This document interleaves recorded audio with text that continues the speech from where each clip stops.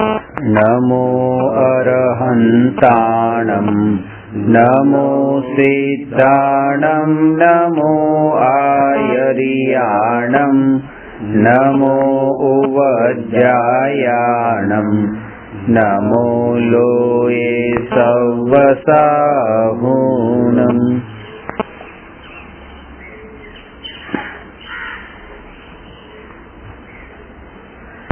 પ્રશ્ન નંબર 157. શું જ્ઞાનીને નિર્વિકલ્પ દશામાં વિચાર હોય? સ્પષ્ટ કરો.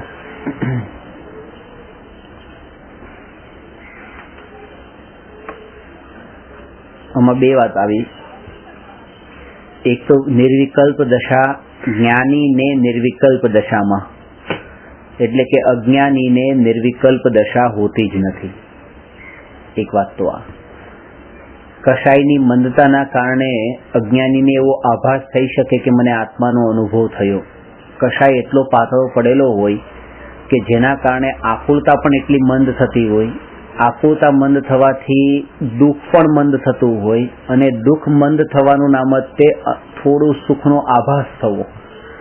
અને એ સુખના આભાસના કાળે એને એમ લાગે, થોડું ધર્મની ક્રિયાઓ પણ બધી પહેલેથી કરેલી હોય, એ રૂપે પોતાની દિનચર્યા પણ ઢળાયેલી હોય, તો એના કારણે એમ લાગે કે મને આત્મજ્ઞાન થઈ ગયું. તો આથી બચવા માટે એને પહેલા એ સમજવું જરૂરી છે કે નિર્વિકલ્પ દશા કોને કહેવાય. કે નિર્વિકલ્પ દશા જ્ઞાનીને જ હોય, અજ્ઞાનીને નથી હોતી. બીજી રીતે વાત કરીએ તો નિર્વિકલ્પ દશા પ્રગટ થાય ત્યારે જ અજ્ઞાની જ્ઞાની થઈ જાય છે. એ જ જીવનો પુરુષાર્થ છે. વિકલ્પ બરાબર વિચાર એમ જો અર્થ લઈએ તો નિર્વિકલ્પ અને નિર્વિચાર, વિચાર રહિત દશા, એનો અર્થ એ સમાન થાય. પણ વિકલ્પનો અર્થ વિચાર નથી, એટલે નિર્વિકલ્પનો અર્થ વિચાર રહિત, નિર્વિચાર નથી. વિચાર એ શું છે કે જેવી રીતે આંખના નિમિત્તથી જે જાણવું થાય છે એ જાણવાનું નામ છે દેખવું. કાનના નિમિત્તથી જે જાણવાનું થાય છે કાર્ય, એ જાણવાનું નામ છે સાંભળવું. નાકના નિમિત્તથી જે જાણવાનું કાર્ય થાય છે એને આપણે કહીએ છીએ સૂંઘવું. જ્યારે ફૂલ સૂંઘો તો કેવું છે કે સુગંધ છે કે દુર્ગંધ છે, એ સૂંઘવામાં એ તો જ્ઞાન જ કર્યું છે, પણ નાકના નિમિત્તથી થયું એટલે આપણે એને જાણ્યું શબ્દ ક્યાંય નથી વાપરતા. લો ને આ ચાખો ને, લો ને આ સાંભળો ને, લો ને આ જોવું ને, લો ને આ અડો ને. તો એ સ્પર્શો, ચાખો, સૂંઘો, દેખો અને સાંભળો, એ ઇન્દ્રિયના કાર્ય જે છે એના થકી આપણે જાણવાની ક્રિયાને બતાવવામાં આવે છે. એવી જ રીતે છઠ્ઠું મન પણ છે, અને મનના નિમિત્તથી જે કાર્ય થાય છે, જ્યાં જાણવું થાય છે, એ જાણવાને કહેવાય છે વિચારવું. એટલે જેમ આંખેથી દેખવું, કાનેથી સાંભળવું, નાકથી સૂંઘવું, જીભથી ચાખવું અને ચામડી વડે સ્પર્શવું, એવી રીતે મન વડે વિચારવું. હવે જે વિચાર જે છે એ વિચાર એટલે એ જ્ઞાન જ છે, બીજું કંઈ નથી. જો વિચારને અને વિકલ્પને એક કહીએ તો વિચાર તો ત્યાં સુધી રહે છે જ્યાં સુધી કેવળ જ્ઞાન થતું નથી. કારણ કે કેવળ જ્ઞાન પ્રગટ થાય ત્યારે જ પાંચ ઇન્દ્રિય અને મનના નિમિત્તથી થતું જે જ્ઞાન છે એ જ્ઞાન ટળે છે. જેને બીજા શબ્દોમાં એમ કહીએ કે મતિ જ્ઞાનને શ્રુત જ્ઞાન ટળે છે. પાંચ ઇન્દ્રિય અને મનના નિમિત્તથી થતું જ્ઞાન, એનું નામ મતિ જ્ઞાન છે. અને મતિ જ્ઞાનના નિમિત્ત, મતિ જ્ઞાનમાં જે પદાર્થ જાણવામાં આવે એ પદાર્થને લઈને કોઈ અન્ય પદાર્થનું જે ડિટેલમાં નોલેજ, એટલે એ પદાર્થથી તે રિલેટેડ અન્ય પદાર્થને લઈને, એનું નામ શ્રુત જ્ઞાન છે. હવે મતિ જ્ઞાનમાં એ કે એ જાણ્યું કે ટીવીમાં એક ચિત્ર જોયું કે આ અભિષેક બચ્ચન છે, એ જોયું, તો એ જે આંખના નિમિત્તથી જ્ઞાન થયું છે એ તો મતિ જ્ઞાન છે. અને હવે એમાં કે આ અમિતાભ બચ્ચનનો દીકરો છે, એવું જે ડિટેલ ન હોય, અમિતાભ બચ્ચન ત્યાં છે જ નહીં, પણ એને લઈને એના રિલેટેડ કોઈ પણ બીજું જે છે એના સંબંધમાં પણ જ્ઞાન થઈ જવું, આની ડિટેલ નોલેજ, એનું નામ શ્રુત જ્ઞાન છે. એક અવાજ આવ્યો તો એ અવાજનું જ્ઞાન થયું, એ તો મતિ જ્ઞાન છે કે કાનના નિમિત્તથી એ ધ્વનિનું જ્ઞાન થયું. પણ એ ઢોલકનો અવાજ છે કે મંજીરાનો અવાજ છે કે એનું જે નોલેજ થવું, એનું નામ શ્રુત જ્ઞાન છે કે આ મંજીરાનો અવાજ છે, તો એ શ્રુત જ્ઞાન છે. કે મતિ જ્ઞાન જે થયું છે એના સંબંધમાં ડિટેલ નોલેજ. તો એ જે મતિ જ્ઞાન ને શ્રુત જ્ઞાન છે એ 5 ઇન્દ્રિય અને મનની અપેક્ષા રાખે છે. એટલે જ્યાં મતિ જ્ઞાન ને શ્રુત જ્ઞાન હોય ત્યાં કેવળ જ્ઞાન ન હોય, ને જ્યાં કેવળ જ્ઞાન હોય ત્યાં મતિ જ્ઞાન શ્રુત જ્ઞાન ન હોય. એટલે અરિહંત ભગવાનને સમોસરણમાં હોય ત્યારે આંખ હોય છે, કાન હોય છે, નાક છે, આખું શરીર છે, પણ એ શરીર જ્ઞાન થવા માટે કોઈ પણ પ્રકારે ઉપયોગી નથી. આંખ હોવા છતાં પણ આંખેથી દેખતા નથી, કાન હોવા છતાં પણ કાનેથી સાંભળતા નથી, કારણ કે તો મતિ જ્ઞાન છે. કેવળ જ્ઞાન હોય ત્યાં મતિ જ્ઞાન ન હોય.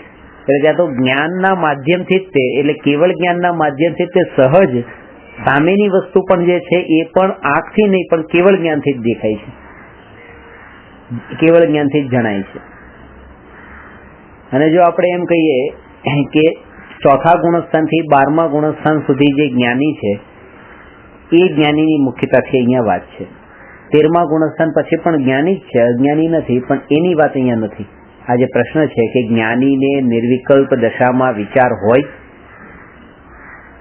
એટલે ચોથાથી 12મા ગુણસ્થાનમાં. ચોથાથી 12મા ગુણસ્થાનમાં તો મતિ જ્ઞાન ને શ્રુત જ્ઞાન જ હોય છે, અને એ જ્ઞાનનું નામ જ વિચાર છે. આ વાતનો ખુલાસો પંડિત ટોડરમલજીએ મોક્ષમાર્ગ પ્રકાશકમાં પાના નંબર 219માં, ગુજરાતી મોક્ષમાર્ગ પ્રકાશકમાં 219માં પાનામાં પહેલી જ લાઈનમાં આ વાત કરી છે.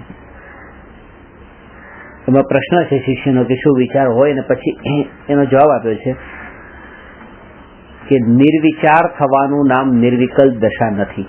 એટલે આનાથી આત્માની અનુભૂતિ સરળ થઈ જશે. આ ટોપિક જો ક્લિયર થયો ને તો, કે જેના કારણે માનો તમે ધ્યાનની અવસ્થામાં બેઠા હો અને વિચારો ચાલુ હોય તો તમને એમ ન લાગવું જોઈએ કે અરે આ વિચારો જ મને હેરાન કરી રહ્યા છે, વિચારો ક્યારે છૂટે, ક્યારે હું નિર્વિકલ્પ થાવ. તો અહીંયા એ કહે છે કે વિચારને છોડવાના જ નથી.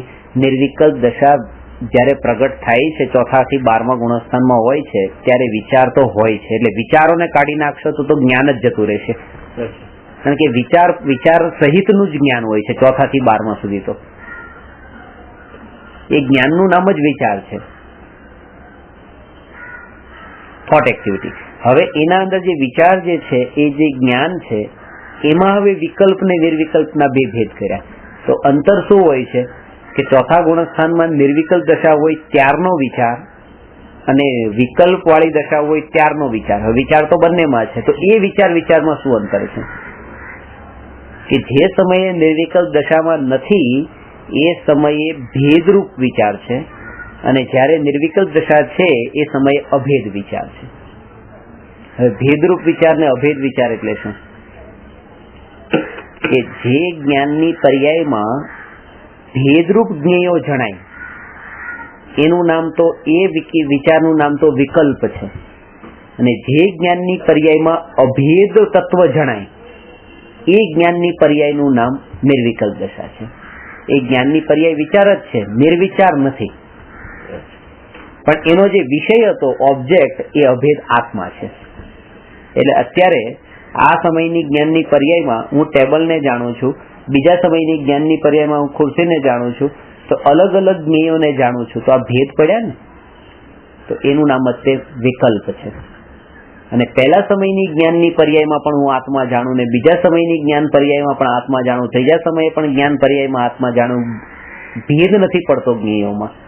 અને એવું જે આ જ્ઞાન, એવું જે આ વિચાર, એ વિચારનું નામ છે નિર્વિકલ્પ વિચાર. એટલે આ જ પેલા ભ્રમ ટાળવાનો છે. અને આ રીતે જો સાધના કરીએ ને તો ખબર પડે કે વિચારને તો ટાળવાનું નથી, સહજ થઈ જાય છે. ત્યાં પછી હવે એ દ્રષ્ટિ એ જ રહી છે કે હવે આ જે જ્ઞેયો જે છે એ જ્ઞેયો બદલાતા રહે છે. જેટલા જ્ઞેયો એક સમયમાં વધારે પલટાય છે એટલા વિકલ્પો વધારે છે. એટલે કે એક સમયમાં એક વિકલ્પ, હવે માનો કે એક સમય ઇઝ ઇક્વલ ટુ 1 સેકન્ડ લો તો 60 સેકન્ડ છે, તો 60 સેકન્ડમાં તમને પણ 60 વિકલ્પ થયા, તમને પણ 60 વિકલ્પ થયા, તમને પણ 60 વિકલ્પ થયા. હવે તમને જે 60 વિકલ્પ થયા છે એનો જે વિષય કે પહેલા સમયે તમને ટેબલનો વિકલ્પ થયો, બીજા સમયે ખુરશીનો વિકલ્પ થયો, ત્રીજા સમયે પુસ્તકનો વિકલ્પ થયો, ચોથા સમયે પાછો ટેબલનો વિકલ્પ થયો. એટલે માનો કે તમને એ 60 સેકન્ડના અંદર 40 વસ્તુઓના વિકલ્પ થયા. કોઈ એકની એક વસ્તુ બીજી વખત રિપીટ પણ થઈ, અને તમને માનો કે 60 માં 40 માં તમને 30 ના થયા અને તમને 20 ના વિકલ્પ થયા. તો ડ્યુરેશન વધારે સેમ છે ત્રણેયનું, અને એના જે વિષયો છે એ વિષયો એકના વધારે, એકના ઓછા, એકના ઓછા. તો જેના જેટલા જેટલા વિષયો ઓછા છે એટલા એના વિકલ્પો ઓછા છે એમ કહેવાય. વિકલ્પો શાંત થયા છે એમ કહેવાય, કારણ કે હવે વધારે વિષયોમાં નથી રમતો. આ જીવને જેટલું માનો કે 60 ના અંદર જેટલું 40 માં ફરવું પડે છે, કોઈ એવો હોય કે જેને 60 સેકન્ડના અંદર 60 વિષયોમાં ફરવું પડે, તો એટલો વધારે ભમી રહ્યો છે, અત્યારે અહીંયા, અત્યારે અહીંયા, અત્યારે અહીંયા, અત્યારે અહીંયા, એ રીતે. અને જે ઓછા વિષયોના અંદર આવી ગયો છે એટલે જ્ઞાનીઓને જેમ જેમ કે હવે બસ હવે હું દુનિયાની કોઈ પણ અપ્રયોજનભૂત વિષયોમાં હું નહીં જોડાઉં, એની ચર્ચામાં પણ નહીં કરું.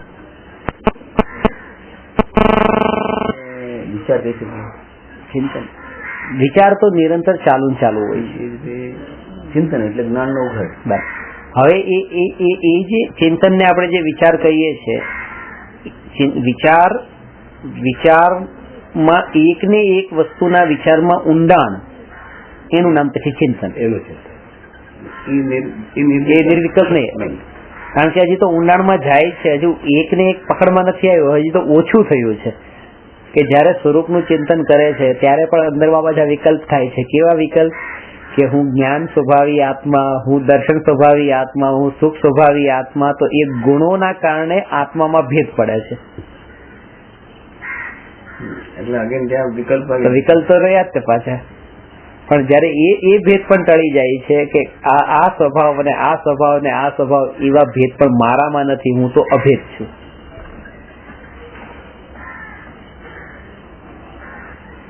એટલે ગુણોના નામથી પણ કે જ્ઞાન સ્વભાવી, દર્શન સ્વભાવી, સુખ સ્વભાવી, એ પણ જે છે એ હું નહીં, અને એને પણ પરની કેટેગરીમાં લીધું. જ્ઞાન સ્વભાવી જે આત્મા છે એ પર છે, એ હું નથી.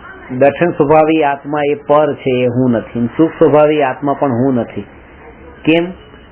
કારણ કે જેવી રીતે આ રેકોર્ડર ઉપર હું દ્રષ્ટિ કરું છું ત્યારે મને વિકલ્પ થાય છે. જો આ રેકોર્ડરને હું એક જ જોઈએ તો હું નિર્વિકલ્પ થઈ જવું જોઈએ, પણ વિકલ્પ થયા ને મને, એનો મતલબ હું આનાથી જુદો છું. આ ખોટું છે, આ મારું તત્વ નથી, નહીં તો મને વિકલ્પ ન કરાવે. આના ઉપર દ્રષ્ટિ કરતા મને વિકલ્પ ન થાય. જેના ઉપર દ્રષ્ટિ કરતા મને વિકલ્પ થાય છે એ હું નથી. તો જ્ઞાન સ્વભાવી આત્મા જે છે એના ઉપર દ્રષ્ટિ કરતા તો વિકલ્પ થયો, જ્ઞાન સ્વભાવી વાળો. દર્શન સ્વભાવી આત્મા ઉપર દ્રષ્ટિ કરતા વિકલ્પ થયો, દર્શન સ્વભાવી વાળો. તો એક એક ગુણને લઈને જો આપણે આત્માને જોઈએ છે તો વિકલ્પ જ થાય છે, એટલા માટે એ હું નથી. તો જે જ્ઞાન, દર્શન, સુખ, વીર્ય વગેરે અનંત ગુણોનો પિંડ અભેદ એવો એક જે આત્મા, એના ઉપર દ્રષ્ટિ કરતા નિર્વિકલ્પ દશા થાય છે, એટલે એ હું છું. આ વાત સમયસારની 7મી ગાથામાં બતાવી છે. જ્ઞાનીને જ્ઞાન પણ નથી, જ્ઞાનીને દર્શન પણ નથી, અને જ્ઞાનીને ચારિત્ર પણ નથી. જ્ઞાની તો માત્ર જ્ઞાની છે. એટલે શું?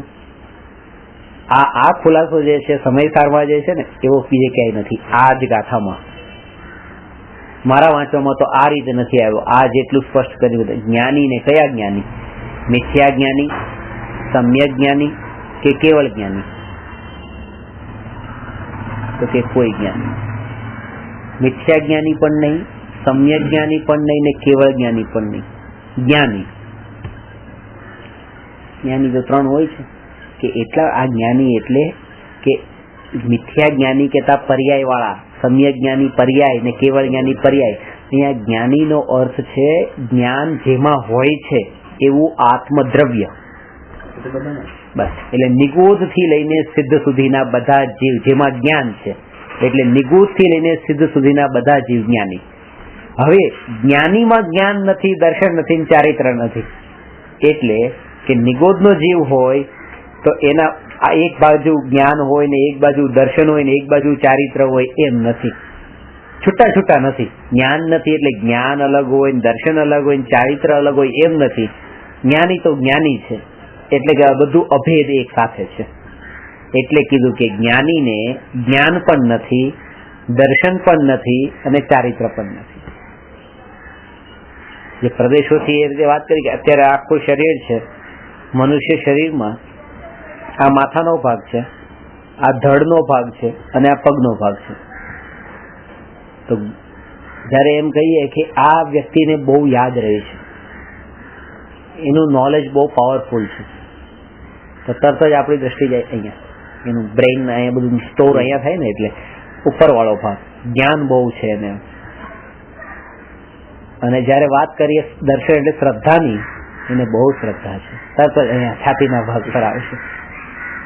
અને એનું ચારિત્ર તો બહુ ઊંચું એટલે પગમાં આવે છે, પગેથી ચારિત્ર પાડે છે, 4 હાથ જમીન જોઈને ચાલે છે કે એવી રીતે વિહાર આદિ કરે છે.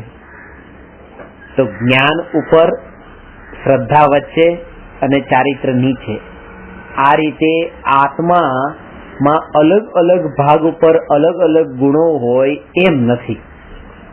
જ્યાં જ્ઞાન છે ત્યાં જ દર્શન છે, ત્યાં જ ચારિત્ર છે, અને બધે જ જ્ઞાન છે, બધે જ દર્શન છે, બધે જ ચારિત્ર છે.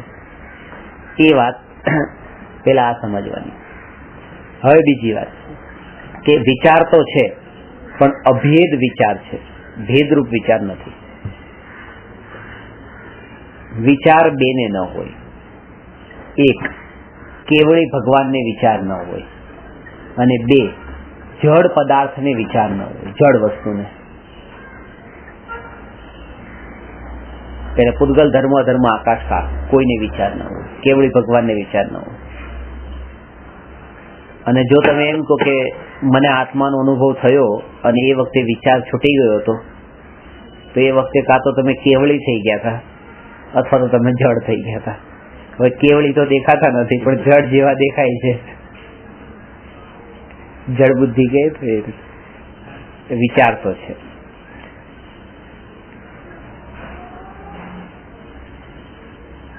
પરિભાષા સમજાઈ ગઈ? આનો આન્સર શું થયો? ક્ષણિકના બોધમાં આપણે એને ડિટેલમાં લીધું, લેખક પાનું જ લખ્યું છે, જ્ઞાનીને નિર્વિકલ્પ દશામાં પણ વિચાર હોય છે. એના અંદર છે, તમે આપ ખાસ વાંચજો.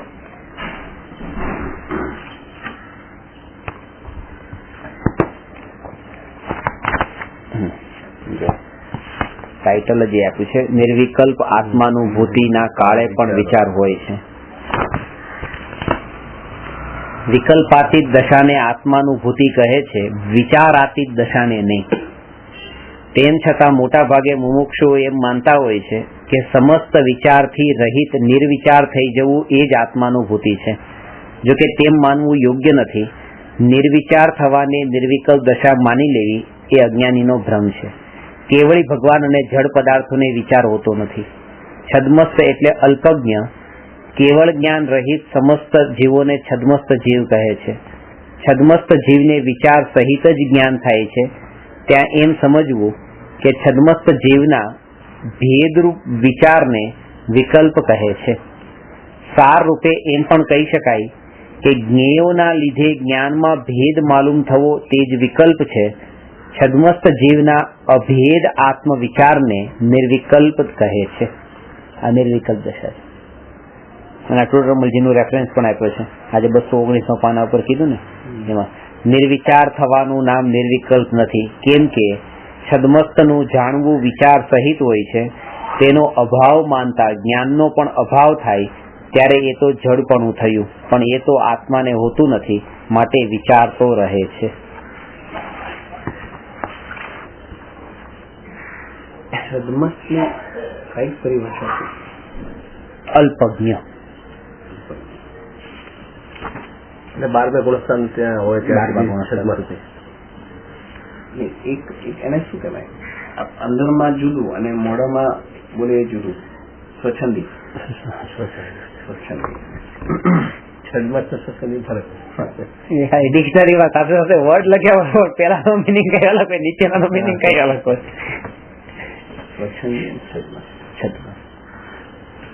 કૃપાળુદેવના આત્મસિદ્ધિમાં સ્વચ્છંદતા ઉપર બહુ જોર આપ્યું છે. 15મી ગાથા, 16મી ગાથા, 17મી ગાથા અને 18મી ગાથા, 4 ગાથા સ્વચ્છંદતા ઉપર જ છે. સ્વચ્છંદ ઉપર બહુ જોર છે એમાં. એ પેલા મથાળો વ્યવહારાભાસી સ્વચ્છંદી થવાના, વ્યવહારાભાસી સ્વચ્છંદી થાય એવા ચાન્સ ઓછા છે, નિશ્ચયાભાસી વધારે સ્વચ્છંદી થાય છે. વ્યવહારાભાસી તો પૂજા પણ કરે છે, ભક્તિ કરે છે, દેવ દર્શન કર્યા વગર પાણી પણ પીતો નથી, ઘણા બધા વ્રત, તપ, નિયમ, શીલ, સંયમ બધું બરાબર ચાલે છે, એનું કરે પણ છે. નિશ્ચયાભાસી જે છે ગડબડ ત્યાં છે કે નિશ્ચયાભાસી કઈ કરતો નથી અને બસ ગમે એમ ખાય, ગમે એ પીવે, ગમે એ રીતે વર્તે, હું તો કઈ કરતો નથી, આત્મા જુદો છે, શરીર જુદું છે. તો સ્વચ્છંદી એનું નામ છે. પેલા તો બોલે છે કે આ શરીર મારું છે અને કરે પણ છે વ્રત તપ. આ તો મારું નથી એમ માને છે ને પાછું કરતોય નથી. ત્યારે ખરેખર બે ખોટા તો બે છે. પેલા એ મારું મારું મારું કરે છે ને પાછું કરે છે ખોટું નથી, પણ મારું કે છે ખોટું છે, અને આ મારું નથી કે છે બરાબર છે, પણ પાછું કરતો નથી એ ખોટું છે.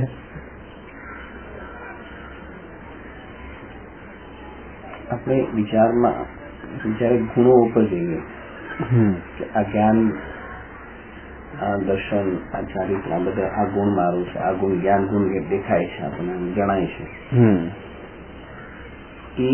એના કરતા તો અભેદ વાળી જે દશા છે, ત્યાં અભેદ હું એક જ અભેદ પિંડ છું, તો આ સ્ટેજ પેલા કે આ સ્ટેજ પેલા જ્ઞાન વાળું સ્ટેજ. હું જ્ઞાન વાળો છું, હું દર્શન વાળો છું, એ બધું છૂટું છે, છૂટું પેલા, અને પછી ભેગું થાય. અને પછી હલવો ખાતી વખતે કાજુ, બદામ, દ્રાક્ષ જુદા જુદા આપણે અનુભવ નથી કરતા, આખો હલવાનો જ અનુભવ કરીએ છીએ કે આ હલવો. હવે ત્યાં પ્રશ્ન થાય કે બદામ કાજુના પડીકા પેલા કે હલવો પેલો? પડીકા જ પેલા હોય ને, છૂટા છૂટા પડીકા પેલા લાવવા પડે છે અને પછી તૈયાર થાય છે હલવો. તો પેલા તો ભેદ જ હોય છે અને ભેદથી અભેદ તરફ જવાનું છે. પડીકા જો ભેગા આવે તોય બરાબર નહીં, અને ત્યાં છૂટો છૂટો અનુભવ થાય તો બરાબર નહીં. પડીકા તો જુદા જુદા જ આવવા જોઈએ. એટલે એક દિવસ તો આપણે જ્ઞાન ઉપર જ ક્લાસ લેવો જોઈએ, એક દિવસ દર્શન ઉપર, એક દિવસ ચારિત્ર ઉપર. સમજવા જયારે બેઠા હો ત્યારે બધું એક એક કરીને અલગ અલગ કરીને સમજવાનું. જયારે અનુભવ કરો ત્યારે બધો એક અભેદ કરવાનો.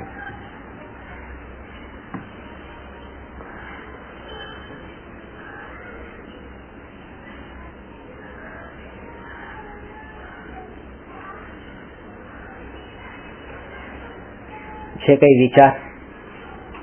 વિચાર વાળી દશા માટે સંબંધમાં બીજો કોઈ? આ છે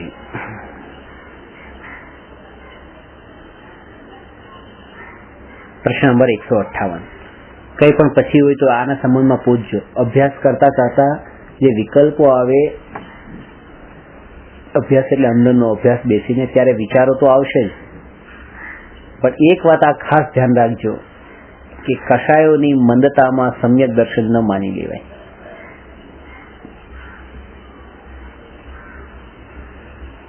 એમાં પણ એ પકડવું કે શરીરની અસ્થિરતા રૂપ જે દશા છે એ બધી તો રાગ અને વિકલ્પના કારણે થયેલી જ દશા છે.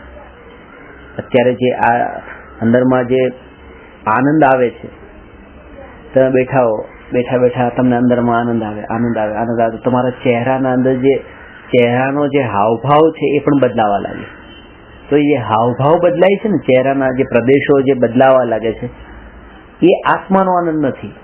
એમાં પણ જે હજી મુવમેન્ટ થઈ રહી છે, તો એ જે છે આ જે પ્રદેશો બદલાણા એ પણ રાગના કારણે છે, એ પણ અનુભવ નથી. અનુભવનો આનંદ નથી, એ રાગનો આનંદ છે.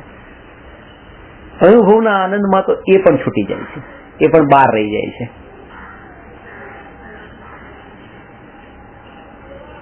ત્યાં તો માત્ર શાંત ગંભીરતા જ છે, હાસ્ય નથી. હાસ્ય કશાય છે ને શાંતપણું આત્માનો સ્વભાવ છે. ભગવાન પણ, ભગવાનની મૂર્તિ પણ હસમુખી નથી હોતી, શાંત હોય છે. હસમુખી તો આપણી નબળાઈથી લાગે છે આપણને કે ભગવાન પાપી કેવી રીતે હોઈ શકે? હાસ્ય, રતિ, અરતિ, શોક, ભય, જુગુપ્સા, સ્ત્રીવેદ, પુરુષવેદ, નપુંસક વેદ, આ તો નો કશાય કીધા છે. 24 પરિગ્રહમાં નો કશાય છે. મિથ્યાત્વ, વિરતિ, મિથ્યાત્વ, ક્રોધમાન, માયાલોભ, 4 કશાય, 9 કશાય અને ધન, ધાન્ય, દાસ, દાસી વગેરે 10 બાહ્ય પરિગ્રહ. તો હાસ્યને પણ પરિગ્રહમાં લીધું છે. પરિગ્રહ એટલે શું? 5મું પાપ, હિંસા, જૂઠ, ચોરી, કુશલનું પરિગ્રહ. એટલે હાસ્ય એ શું થઈ ગયું? પરિગ્રહ છે. તો પરિગ્રહ પણ એ હાસ્ય પાપ થયું કે નહીં? એટલે ભગવાન જો આપણને જે સમયે જ્યાં સુધી આપણને હસમુખા લાગતા હોય ત્યાં સુધી સમજવું કે હજી પાપી જ લાગે છે. ભગવાન ભગવાન નથી લાગતા. કેવું હસમુખી મૂર્તિ છે, કેવી હસમુખી મૂર્તિ બધા કહેતા હોય છે. પહેલી દ્રષ્ટિ જેને આ વસ્તુની પડખા ખબર હોય ને કે હાસ્ય આ દશામાં આવે છે, તો એને વિકલ્પ પણ ન આવે કે એને એ જોવે જ નહીં કે હાસમુખી. એની દ્રષ્ટિઓ પછી એને શાંત જ દેખાય. આપણને ભગવાન જેવા છે એવા નથી દેખાતા, આપણે અંદર જેવા છીએ એવા ભગવાન આપણને દેખાય છે. આપણે એવું જ વિચાર કરીએ ભગવાન આપણી દશા અનુસાર દેખાય છે દરેક વસ્તુ. મોનાલિસાનું જે ચિત્ર છે એની ઉપર એક સંકેત હશે કે આ હસમુખી છે, વિચારવાળી છે કે ગંભીર છે, પણ એ કારણ ન નીકળ્યું કે આ નથી તો હસમુખી, નથી ગંભીર, નથી ગંભીર છે, પણ એક સૌમ્ય છે. સૌમ્ય એની અંદર બધું સામેલ છે.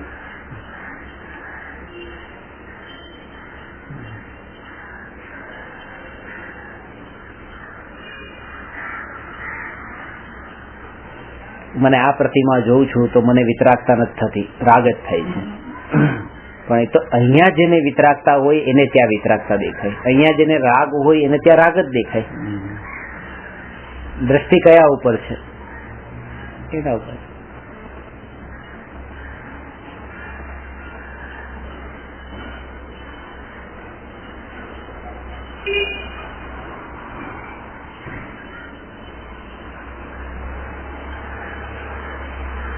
પ્રશ્ન નંબર 158 છે. વિતરાગી અને અરાગી વચ્ચે ઉદાહરણ સહિત અંતર જણાવો. આ તો ખબર હશે. વિતરાગી અને અરાગી શું? રાગ દ્વેષ રહિત વિતરાગી અને રાગ દ્વેષ સહિત સરાગી નથી, અરાગી છે. એટલે તો આ પ્રશ્ન છે. નહીં તો મને પણ ખબર હતી કે આટલી વાત તો રહીભાઈ ખબર છે, એટલે એ પ્રશ્ન નથી બનાવ્યો. અરાગી અને વિતરાગી તમને ખબર છે?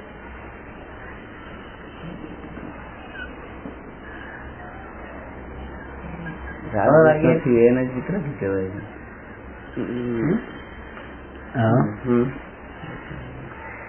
જો બહુ મોટું અંતર છે, આસમાન જમીન જેવું અંતર છે. વીત શબ્દમાં જે વાત બતાવે છે કે વીતી ગયો છે રાગ જેમાંથી. પર્યાય છે અરાગી. ના જડ આવી ગયું ને, કાયમ માટે નીકળી ગયું. ના, કાયમ માટે, ફ્યુચરમાં તો કાયમ માટે નીકળી ગયો છે. પણ ખાસ વાત એ છે કે ક્યારેક હતો એ વાતને પ્રૂવ કરે છે. વિતરાગી જેને આપણે કહીએ છીએ એનો મતલબ એ કે વીત્યો એટલે જયારે નતો વીત્યો ત્યારે તો હતો. મહાવીર ભગવાન ને આપણે કહીએ વિતરાગી છે, રાગ નથી. આજે મહાવીર ભગવાન પણ કોઈનામાં રાગ દ્વેષ કરતા નથી અને આ ટેબલ પણ કોઈનામાં રાગ દ્વેષ કરતું નથી. પણ ટેબલ તો ભૂતકાળમાં પણ કોઈને કરતું નતું, વર્તમાનમાં પણ કરતું નથી, ભવિષ્યમાં પણ નહીં કરે. તો જેના ત્રણેય કાળમાં જેનામાં રાગ દ્વેષ હોય જ નહીં, ત્રણેય કાળમાં, એનું નામ અરાગી. અને જેના ભૂતકાળમાં તો રાગ દ્વેષ હોય અને વર્તમાનમાં ન હોય એનું નામ વિતરાગી.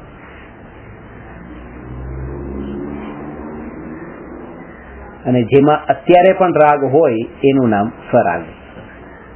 એટલે સરાગી, અરાગી અને વિતરાગી ત્રણેય કાળમાં ન હોય અને અરાગી અરાગી કહેવાય.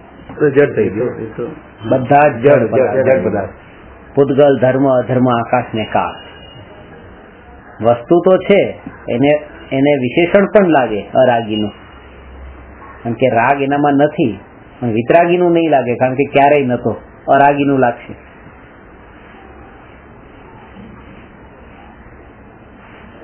આવા ભેદ કેમ કર્યા? એટલા માટે આવા ભેદ કર્યા કે જેનામાં રાગ નથી એને વંદન કરો એમ કીધું.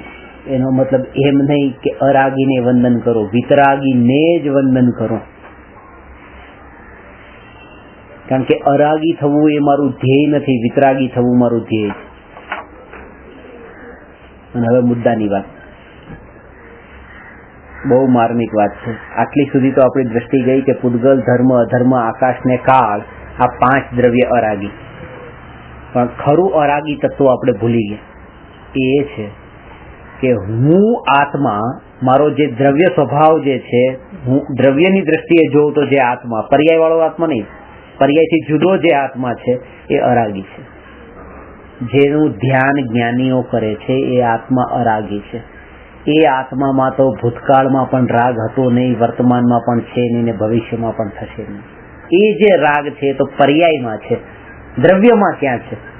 દ્રવ્ય તો ત્રણેય કાળમાં રાગથી જુદું છે.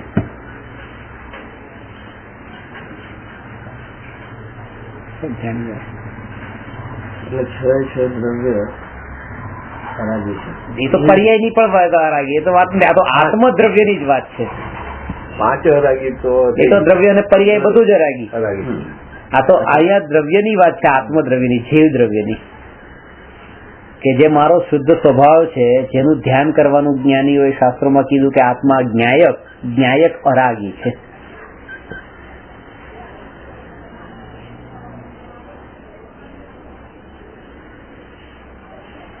એ વિતરાગી નથી. એ તો ત્રણેય કાળમાં એક સરખો જ રહી છે. એનો સ્વભાવ અરાગી છે, એમાં પલટાવ નથી આવતો. પર્યાય રાગીમાંથી વિતરાગી થાય છે, સ્વભાવ તો અરાગી જ રહી છે. નિશ્ચયથી અરાગી છે. અરાગી છે. વ્યવહારથી રાગી છે, વ્યવહારથી જ વિતરાગી છે. રાગી ને વિતરાગીના ફેર વ્યવહારથી છે, નિશ્ચયથી તો અરાગી છે. સર્વ જીવ છે સિદ્ધ સમજે કીધું એ અરાગી છે, એ અપેક્ષા.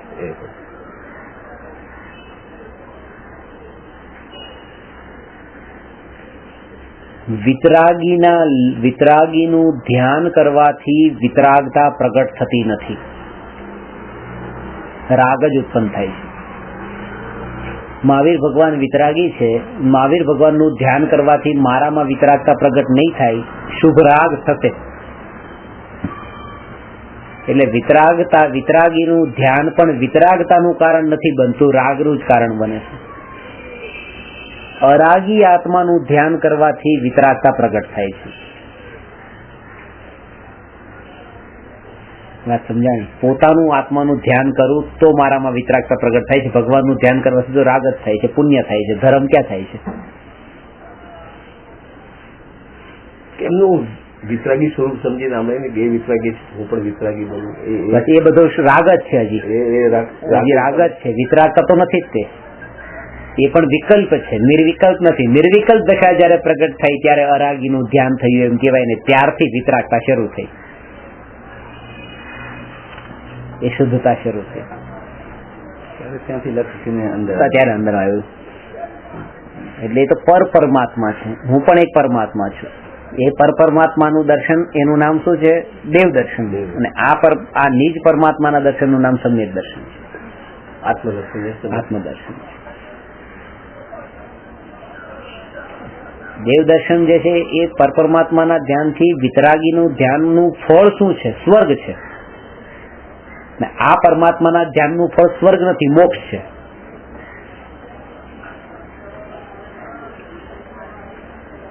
એમને ઓળખવા માટે તો પાછું સ્વર્ણ તો ઓળખવું જ પડે.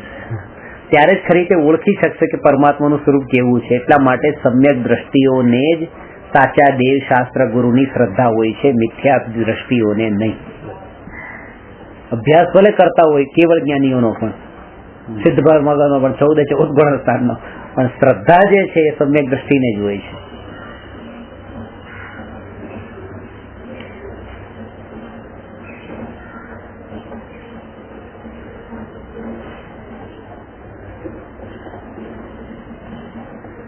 એટલે 3 દશા થઈ, 3 વાત: અરાગી, વિતરાગી અને રાગી. અરાગીના લક્ષ્ય વિતરાગતા પ્રગટ થાય છે, વિતરાગીના લક્ષ્ય શુભરાગ થાય છે અને રાગીના લક્ષ્ય તો અશુભ રાગ જ થાય છે. એટલે અહીંયા રાગમાં 2 ભેદ પડ્યા, શુભ રાગ અને અશુભ રાગ. મારો નિજ આત્મા જેના તરફ દ્રષ્ટિ કરવાથી વિતરાગતા, મહાવીર ભગવાન વગેરે વિતરાગી જેના તરફ દ્રષ્ટિ કરવાથી શુભ રાગ, અને સગાવાલા સંબંધીઓ બધા રાગીઓ મિત્રો એ બધાના તરફ દ્રષ્ટિ કરવાથી અશુભ રાગ. વિતરાગીનો રાગ એ શુભ રાગ છે, રાગીઓનો રાગ અશુભ રાગ છે.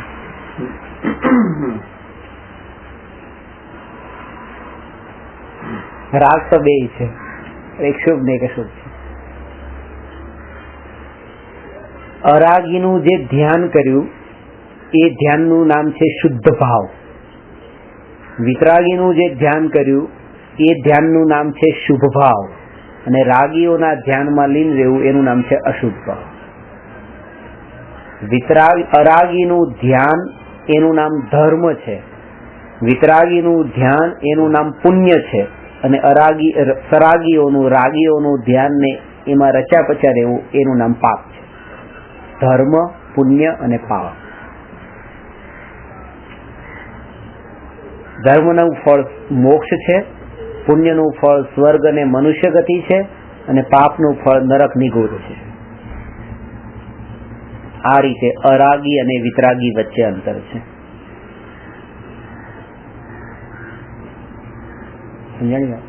આગળ પ્રશ્ન નંબર 159. શું ભાવલિંગી સાધુ પૂર્ણ નિર્વિકલ્પ હોઈ શકે? સ્પષ્ટ કરો.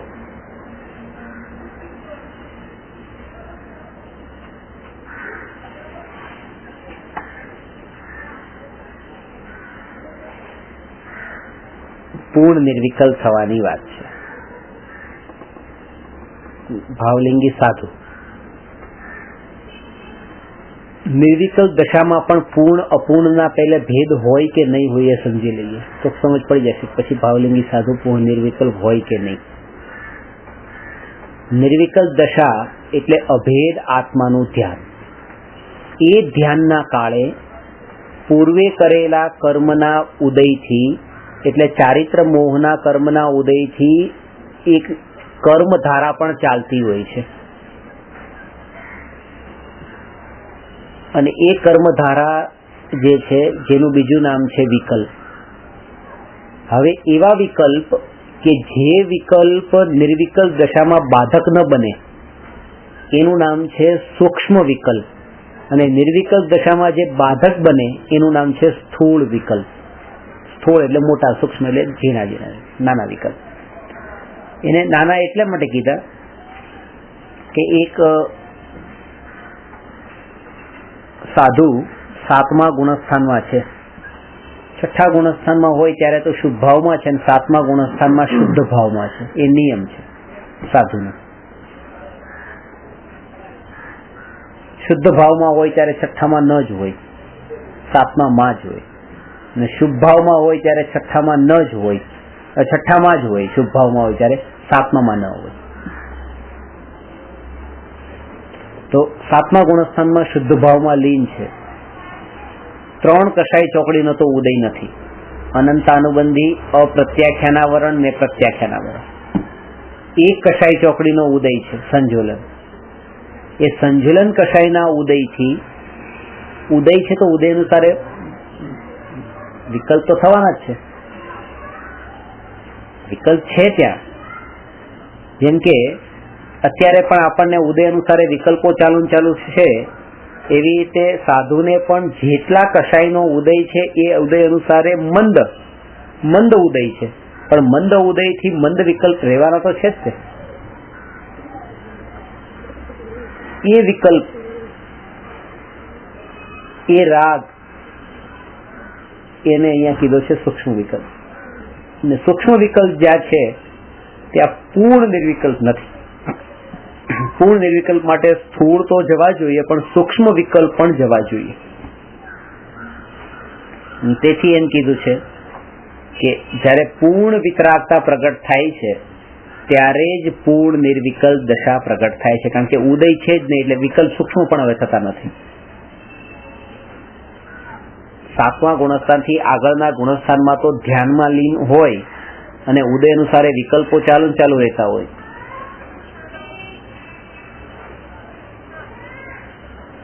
પણ એ સૂક્ષ્મ વિકલ્પ છે. અને 13મા ગુણસ્થાનમાં મનો કેવળી ભગવાનને તો સ્વરૂપમાં લીન છે, ઉદય છે નહીં, એટલે સૂક્ષ્મ વિકલ્પ પણ નથી, કારણ કે વિકલ્પનું કારણ કોણ છે? જેવા જેવા ઉદય હોય છે એવા વિકલ્પ થાય છે. અને એ પણ ચારિત્ર મોહનો ઉદય, ચારિત્ર મોહના ઉદયથી વિકલ્પ થાય છે, દર્શન મોહનો ઉદય નહીં. કે દર્શન મોહનો ઉદય તો 4થા ગુણસ્થાનથી જ નથી. પછી ત્યારે સમ્યક દર્શન થયું, દર્શન મોહ તો પૂરો ટળી ગયો, ત્યાં જ તે પછી વિકલ્પ ટળી જવા જોઈએ, પણ નહીં, પછી તો વિકલ્પ રહે છે. અને અમુક વિકલ્પો તો પછી જ આવે છે. જે તીર્થંકર પ્રકૃતિ જે વિકલ્પોથી બંધાય છે એ વિકલ્પ તો 4થા ગુણસ્થાન પછી જ ઉત્પન્ન થાય છે. એટલે એવું ક્યાં છે કે દર્શન મોહની ટળી જવાનું નામ વિકલ્પ ટળી જવા, ચારિત્ર મોહનો અભાવ થઈ જવો એટલે પૂરા વિકલ્પ ટળી જવા. આનો ઉત્તર એ થયો, ભાવલિંગી સાધુ પણ પૂર્ણ નિર્વિકલ્પ હોઈ શકે નહીં. પણ એટલા માટે કે સમ્યક દ્રષ્ટિની વાત તો છોડો, 4થા 5મા ગુણસ્થાનની વાત તો છોડો, ભાવલિંગી સાધુ પણ પૂર્ણ નિર્વિકલ્પ ન હોઈ શકે.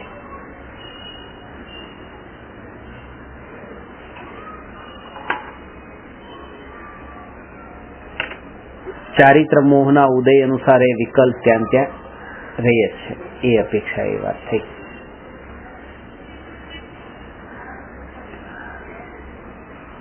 છે કઈ પ્રશ્ન આટલા સુધી ક્લિયર બધું?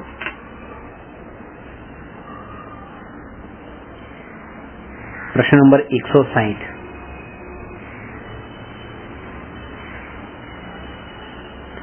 ભાવ મન કે દ્રવ્ય મન કર્મ બંધનું કારણ નથી, કેમ?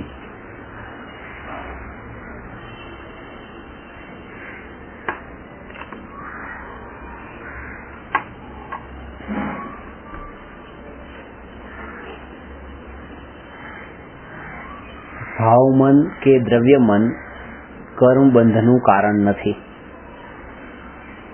એટલે ભાવ મન ને દ્રવ્ય મનની પરિભાષા બતાવો. આ થઈ ગયું છે આપણે. ભાવ મન એટલે શું અને દ્રવ્ય મન એટલે શું?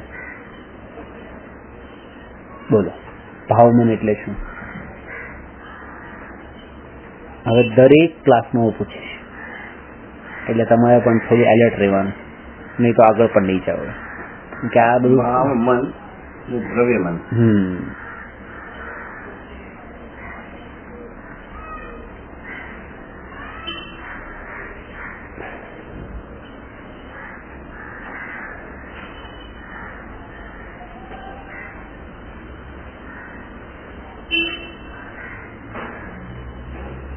બોલો. દ્રવ્ય મન ભાવ મન એટલે વ્યવહાર, ભાવ છે ને, અને દ્રવ્ય મન એટલે નિશ્ચય.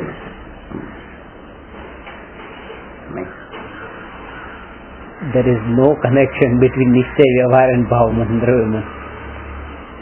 કોઈ લિંક જ નથી. આ તમારો દ્રવ્ય શબ્દ આવ્યો એટલે એના કારણે નિશ્ચય વાપર્યું, એવું નથી. ઇન્દ્રિયોના માધ્યમથી, હા, ઇન્દ્રિયોના માધ્યમથી જે થોડુંક બરાબર છે. એક તો ઇન્દ્રિયોના માધ્યમથી થાય છે ને એક આત્માના ઇન્દ્રિયોના માધ્યમથી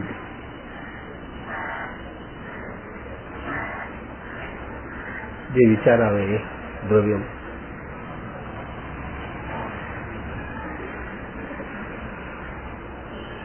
વિચાર બરાબર છે, જે વિચાર ઇન્દ્રિયોના માધ્યમથી તો વિચાર આવતો નથી. વિચાર તો મનના માધ્યમથી આવે છે. ઇન્દ્રિયના મનથી જે જ્ઞાન થાય છે, ઇન્દ્રિયના નિમિત્તથી જે જ્ઞાન થાય, ઇન્દ્રિયના નિમિત્તથી 5 ઇન્દ્રિયના નિમિત્તથી જે જ્ઞાન થાય એ જ્ઞાનનું નામ છે ભાવેન્દ્રિય. 5 ઇન્દ્રિયના માધ્યમથી જે જ્ઞાન થાય એ જ્ઞાનનું નામ છે ભાવેન્દ્રિય, અને મનના નિમિત્તથી જે જ્ઞાન થાય એ જ્ઞાન એટલે કે વિચાર, એનું નામ છે ભાવ મન. જેમ કીધું આંખ, કાન, નાક, એવી રીતે હૃદયના મધ્ય ભાગમાં એક છે શું છે? દ્રવ્ય મન. એ કેવું છે? 8 પાંખડી વાળા કમળ જેવા આકારનું હૃદયના મધ્ય સ્થાનમાં દ્રવ્ય મન છે. એટલે હાર્ટ ને મન એક નથી, હાર્ટમાં મન છે. બહુ સૂક્ષ્મ છે એ દ્રવ્ય મન. એટલે એ ડોક્ટર ઓપરેશન કરે ત્યારે દેખાય નહીં એવું. એ દ્રવ્ય મન જે છે એ વિચારો જે થાય એના વિચારો માટે નિમિત્ત. જેમ કે મને વસ્તુનો રંગ જોવામાં નિમિત્ત બને છે આ આંખ. આ એક જે દ્રવ્ય વાળો પાર્ટ છે ને, આ દ્રવ્ય ઇન્દ્રિય કહેવાય છે. આ દ્રવ્ય ઇન્દ્રિય કહેવાય. 5 ઇન્દ્રિયને દ્રવ્ય ઇન્દ્રિય કહેવાય છે. શરીરના જે પાર્ટ રૂપ, શરીરના જે ઓર્ગન છે એને દ્રવ્ય ઇન્દ્રિય કીધી છે. એવી રીતે આ મન જે દ્રવ્ય મન, દ્રવ્ય શબ્દનો મતલબ ફિઝિકલ ઓર્ગન છે. આ યાદ રાખજો હવે કે આંખ, કાન, નાક એમ જેમ ફિઝિકલ છે એવી રીતે દ્રવ્ય મન એક ફિઝિકલ છે, એક છઠ્ઠું. 5 ઇન્દ્રિય છઠ્ઠું મન. હવે કે જેમ આંખથી મને જ્ઞાન થયું કે આ લાલ રંગ છે, આંખથી મને જ્ઞાન થયું કે આ લીલો રંગ છે, કાનથી એ અવાજ સાંભળ્યો કે તમે આ શબ્દ બોલ્યા, આત્મા બોલ્યા, અનાત્મા બોલ્યા, એ મને કાનમાં સંભળાયું, નાકના માધ્યમથી મને સુગંધ દુર્ગંધ ખબર પડી, એ બધું જ્ઞાન એ તો ઇન્દ્રિયથી થયું. એવી રીતે જે દ્રવ્યમન જે એક ઓર્ગન છે એના નિમિત્તથી જે જ્ઞાન થાય છે એ જ્ઞાનનું નામ વિચાર છે. અત્યારે મેં તમને જોયા, તમારું લુક જોયું, પણ હવે તમને જોતો નથી. આંખ બંધ છે, કાન બંધ છે, નાક બંધ છે, મોઢું બંધ છે. મારો ઉપયોગ 5 ઇન્દ્રિયના માધ્યમથી ક્યાંય બહાર જતો નથી, પણ મનના નિમિત્તથી જાય છે. હવે જે જોયું તું એનો વિચાર કરું છું. એ જે વિચાર કરવામાં જે નિમિત્ત બને છે એનું નામ આ દ્રવ્ય મન છે. આંખ તો ખાલી જોવામાં જ નિમિત્ત બને છે, કાન તો ખાલી સાંભળવામાં જ નિમિત્ત બને છે, વિચારવા માટે નિમિત્ત નથી બનતી. વિચારવા માટે એક છઠ્ઠી વસ્તુ છે જેનું નામ દ્રવ્ય મન છે, એ નિમિત્ત બને છે. એ વિચાર નથી કરતું. ખાસ તો પાછું એ આંખે એટલે જોવાનું કામ નથી કરતી, જોવાનું કામ તો આત્માનું જ્ઞાન જ કરે છે. એ વિચાર નથી કરતો. ના, એ મન વિચાર નથી કરતું. જેમ આંખ છે એ તમને જોતી નથી, એ તો જ્ઞાન જ તમને જોઈ રહ્યું છે. આંખ તો ખાલી નિમિત્ત છે. તમે જે બોલી રહ્યા છો એને કાન સાંભળતા નથી, સાંભળનારું તો જ્ઞાન જ છે, પણ આ કાનમાં નિમિત્ત છે. એવી રીતે વિચાર કરવાનું કામ તો આત્માનું જ છે. એ જેના નિમિત્તે વિચાર કરે છે એ આ દ્રવ્ય મન છે, એ ખાલી નિમિત્ત છે. બધું જ્ઞાન થાય છે 6 નિમિત્તોથી જે જ્ઞાન થઈ રહ્યું છે એ આત્માને જ થઈ રહ્યું છે. આ 6 તો માત્ર નિમિત્ત છે, 5 ઇન્દ્રિય અને છઠ્ઠું મન. અને 6 ફિઝિકલ છે, પૂદગલ છે. પૂદગલ જ છે, ફિઝિકલ. એટલા માટે એ આત્માથી જુદા છે, દ્રવ્ય છે. દ્રવ્ય વાળો શબ્દ દ્રવ્ય ત્યાં રાખે.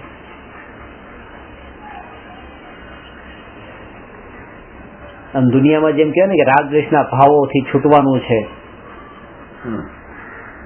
અને દ્રવ્ય સ્વભાવમાં જવાનું છે. એટલે ભાવ આપણને એમ લાગે, ભાવ એટલે વ્યવહાર અને દ્રવ્ય એટલે નિશ્ચય એવું લાગે, પણ અહીંયા દ્રવ્ય એટલે ફિઝિકલ અને ભાવ એટલે મેન્ટલ.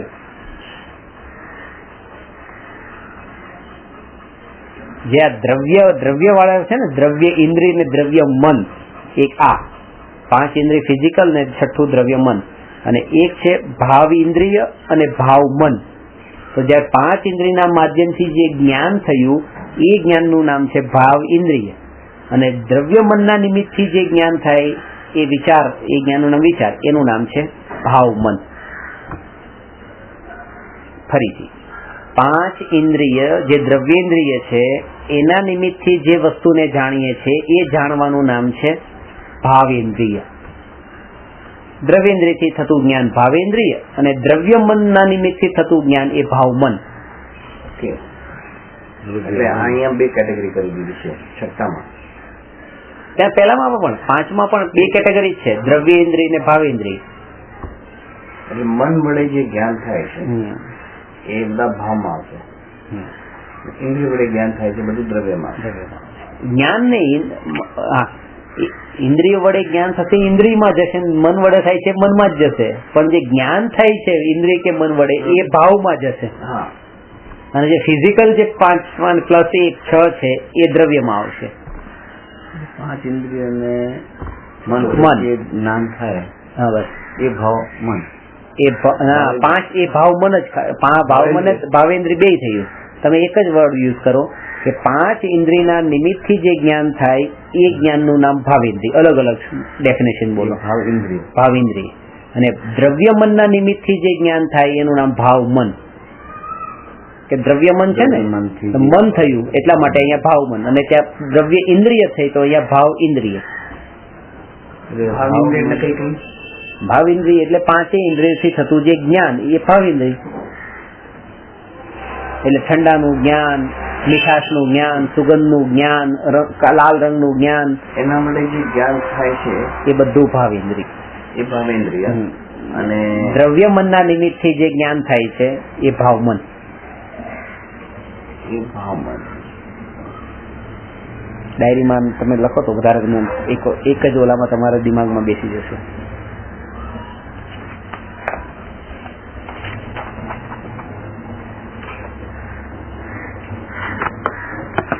એટલે ભાવ મન આત્માનું થઈ ગયું.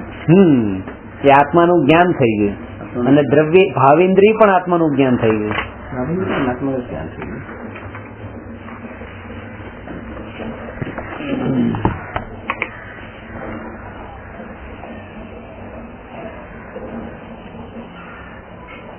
પાંચ ઇન્દ્રિય અને આ મન છે. તો 5 ઇન્દ્રિય જે છે ને આ દ્રવ્ય, અને આ પણ દ્રવ્ય.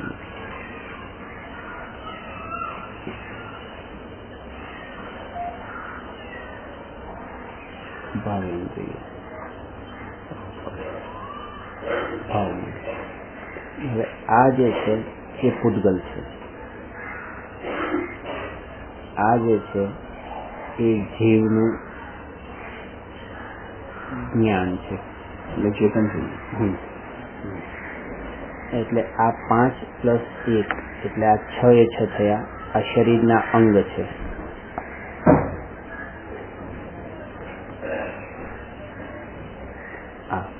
અને હવે આ 5 માંથી કોઈ પણ એક ઇન્દ્રિય થી જે જ્ઞાન થાય એ જ્ઞાનનું નામ ભાવેન્દ્રિય છે. એ પછી કોઈ પણ હોય, ઠંડાનું જ્ઞાન હોય, મીઠાનું જ્ઞાન હોય, સુગંધનું જ્ઞાન હોય વગેરે.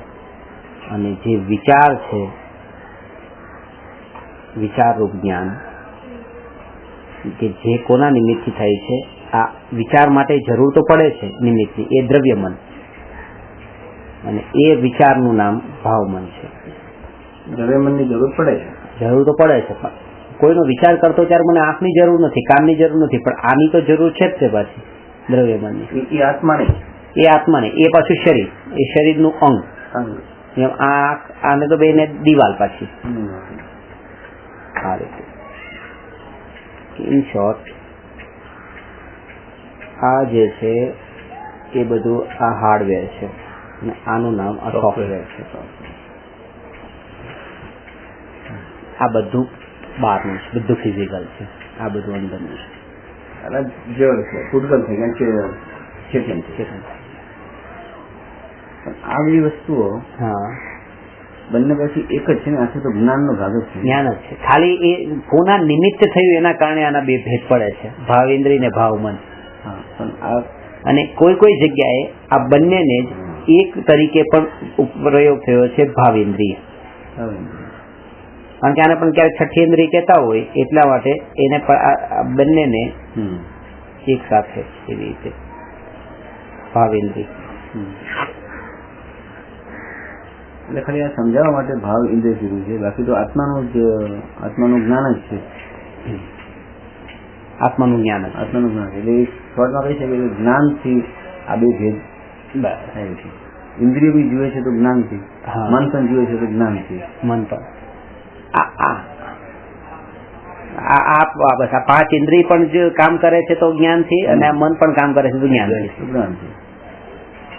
સમજાવવા માટે કે ભાવ મન ને ભાવ મન, એવા બે કોઈ ફિઝિકલી એવી કોઈ અલગ અલગ. આ ફિઝિકલ એટલો ભેદ છે કે આ પાંચ ઇન્દ્રિય જે છે એ અલગ છે, છઠ્ઠું મન અલગ છે, એ ફિઝિકલ છે. બસ એટલો ભેદ છે. આત્માની અંદર તો આત્માની અંદર જ્ઞાનમાં તો કોઈ ભેદ નથી. કોઈ ભેદ નથી, બંને એક જ જગ્યાએ જાય છે. પણ એક માયા કોણ છે? નિમિત્ત. બસ મીડિયમ કોણ હોય? મીડિયમ. એટલે આપણે એક વાક્ય મારો ઉત્તર શું થશે? હા, શેનો? હવે આનો કે ભાવ મન કે દ્રવ્ય મન કર્મ મન નું કારણ નથી. એટલે વાત અહીંયા જે છે એ આ બે ની છે. આ એક દ્રવ્ય મન, આ ભાવ મન. હવે ભાવ મન થી કર્મ બંધાતા નથી અને દ્રવ્ય મન થી પણ કર્મ બંધાતા નથી.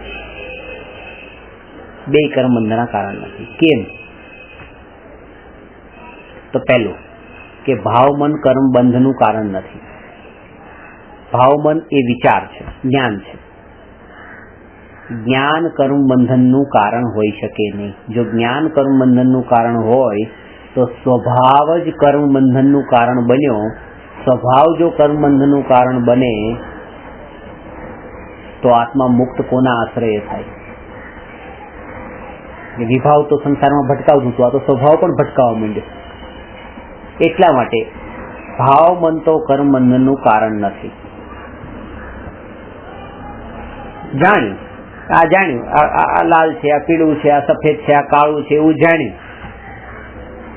એનાથી કઈ કર્મ થોડા બંધાઈ જાય છે? જાણવાનું નામ કર્મ બંધન નથી. અને દ્રવ્ય મન પણ કર્મ બંધન નું કારણ નથી. મારી આંખના કારણે મને કર્મ થોડા બંધાય છે. કાન છે આ એટલે તો કર્મ થોડા બંધાય છે. એવી રીતે મન છે એટલે કર્મ થોડા બંધાય છે. એ તો ફિઝિકલ છે, એ તો પૂતગલ છે. આંખ મને કર્મ બંધન નું કારણ નથી બનતું. આ કાન મારા કર્મ બંધન નું કારણ નથી. તો કર્મ બંધન નું કારણ શું છે? કે કાનના માધ્યમથી મ્યુઝિક સાંભળવા માટેનો જે ભાવ, રાગ છે, એ રાગ એ કર્મ બંધન નું કારણ છે. જેનું નામ ભાવ મન પણ નથી, દ્રવ્ય મન પણ નથી, જેનું નામ ભાવ કર્મ છે. એટલે ભાવ કર્મ અને ભાવ મન પણ અલગ. ભાવ મન એટલે તો જાણવું, અને ભાવ કર્મ એટલે રાગ કરવો. એટલે એ ઇન્દ્રિય અને જ્ઞાન બંને કર્મ બંધના કારણ નથી. ભાવેન્દ્રિય ભાવેન્દ્રિય તો આ થયું. આ બંને એક શબ્દમાં ભાવેન્દ્રિય કહેવાય. એમ ભાવેન્દ્રિય તો નથી. ભાવેન્દ્રિય વડે ભાવેન્દ્રિય અને આ બે ને એક શબ્દમાં ભાવેન્દ્રિય પણ ભાવેન્દ્રિય. એટલે ભાવેન્દ્રિય વડે આપણે કર્મ બંધ થતા નથી. એટલે ઇન્દ્રિય જ્ઞાન વડે કર્મ બંધ નથી. ચાહે ભાવેન્દ્રિય હોય ચાહે દ્રવ્યેન્દ્રિય હોય, બે ઇન્દ્રિય કર્મ બંધન નું કારણ નથી. હવે અહીંયા છે તો આ મૂર્ધો છે, મૂર્ધા કર્મ બંધ નું કારણ નથી. ને કેવલ જ્ઞાની છે, અમને વિચાર છે, વિકલ્પ છે, નિર્વિકલ્પ છે, અમને પણ જ્ઞાન છે, એ પણ કર્મ બંધ નું કારણ નથી. ઇન શોર્ટમાં ભાવ કર્મ. આપણે આમ દેવાઈ ભાષામાં આમ કહેવાય ને કે ભાવ સારા રાખો, તો એ જ કારણ છે કર્મ. બસ એ ભાવ નો મતલબ એ ભાવ કર્મ. ભાવ કર્મ ઇન્ટેન્શન, ભાવમાં જોડાવું. રાગ ને દ્વેષ ઇન્વોલ્વમેન્ટ, ભાવ કીધો છે. રાગ દ્વેષ ના ભાવ નહીં ગયો કર્મ બંધ થશે. આ છે ભાવ કર્મ એટલે મોહ, રાગ અને આ દ્વેષ, આ ત્રણેયને એક શબ્દમાં ભાવ કર્મ કહેવાય. મોહ, રાગ, દ્વેષ. ભાવ એટલે ભાવ કર્મ.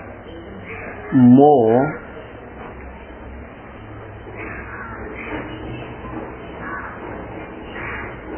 દર્શન મોહ અને રાગ દ્વેષ એટલે ચારિત્ર. ઇન શોર્ટ આ બંને થઈ ગયા મોહનીય કર્મ. આવું મુશ્કેલ છે. દર્શન મોહ ને ચારિત્રમાં બંને ભેગું થઈ મોહનીય કર્મ. અને ભાવેન્દ્ર કહીએ તો જ્ઞાન, એ તો જ્ઞાન. એ તો કર્મ બંધનું કારણ બિલકુલ નથી. જ્ઞાનાવન્ય દર્શનાવન્ય દર્શન મોહ અને ચારિત્ર મોહ. ચારિત્ર મોહ. રાગ દ્વેષ થી ચારિત્ર મોહ અને મોહનીય થી દર્શન મોહ. એ બંને ભેગા થઈને મોહનીય કર્મ થઈ ગયું. 8 કર્મ દર્શનાવન્ય, જ્ઞાનાવન્ય, મોહનીય. આ મોહનીય છે. મોહનીય બંધા જ્ઞાન થી મોહનીય, મોહ રાગ ને દ્વેષ ત્રણે મોહનીય થી થાય છે. એટલે આ મોહ ને રાગમાં ડિફરન્સ મોહ અને રાગ વચ્ચે અંતર છે ને, એ આપડા થઈ ગયું છે કે આવવાનું છે. મોહ એટલે સારા પણ 191 નંબર પ્રશ્ન છે. 8 કર્મ 191. હા જો એક જ કર્મમાં તાકાત છે. 7 કર્મ મોહ અને રાગ. મોહ એટલે મારું અને રાગ એટલે સારું. એ જ મારું ને સારું. સારું. એટલે 8 કર્મમાં ખાલી એક જ કર્મમાં તાકાત છે 7 કર્મોને લાવવાની. તાજમહેલ આપણને સારો લાગે છે પણ મારો નથી લાગતો, એટલે ત્યાં રાગ છે પણ મોહ નથી. જગતમાં જે પણ તમને સારું લાગે એ બધું જ રાગ છે. જે મારું લાગે એ મોહ. ખતરનાક મોહ છે. રાગ અને મોહ બંને આવી જાય ને એટલે ડબલ ભૂકંપ થાય. મારું છે ને સારું છે.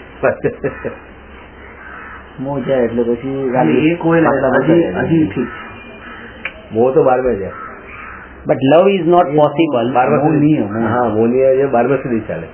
રાગ દ્વેષ તો ખતમ થઈ જાય 7 ના. Love is possible without attachment, but attachment is not possible without લવ.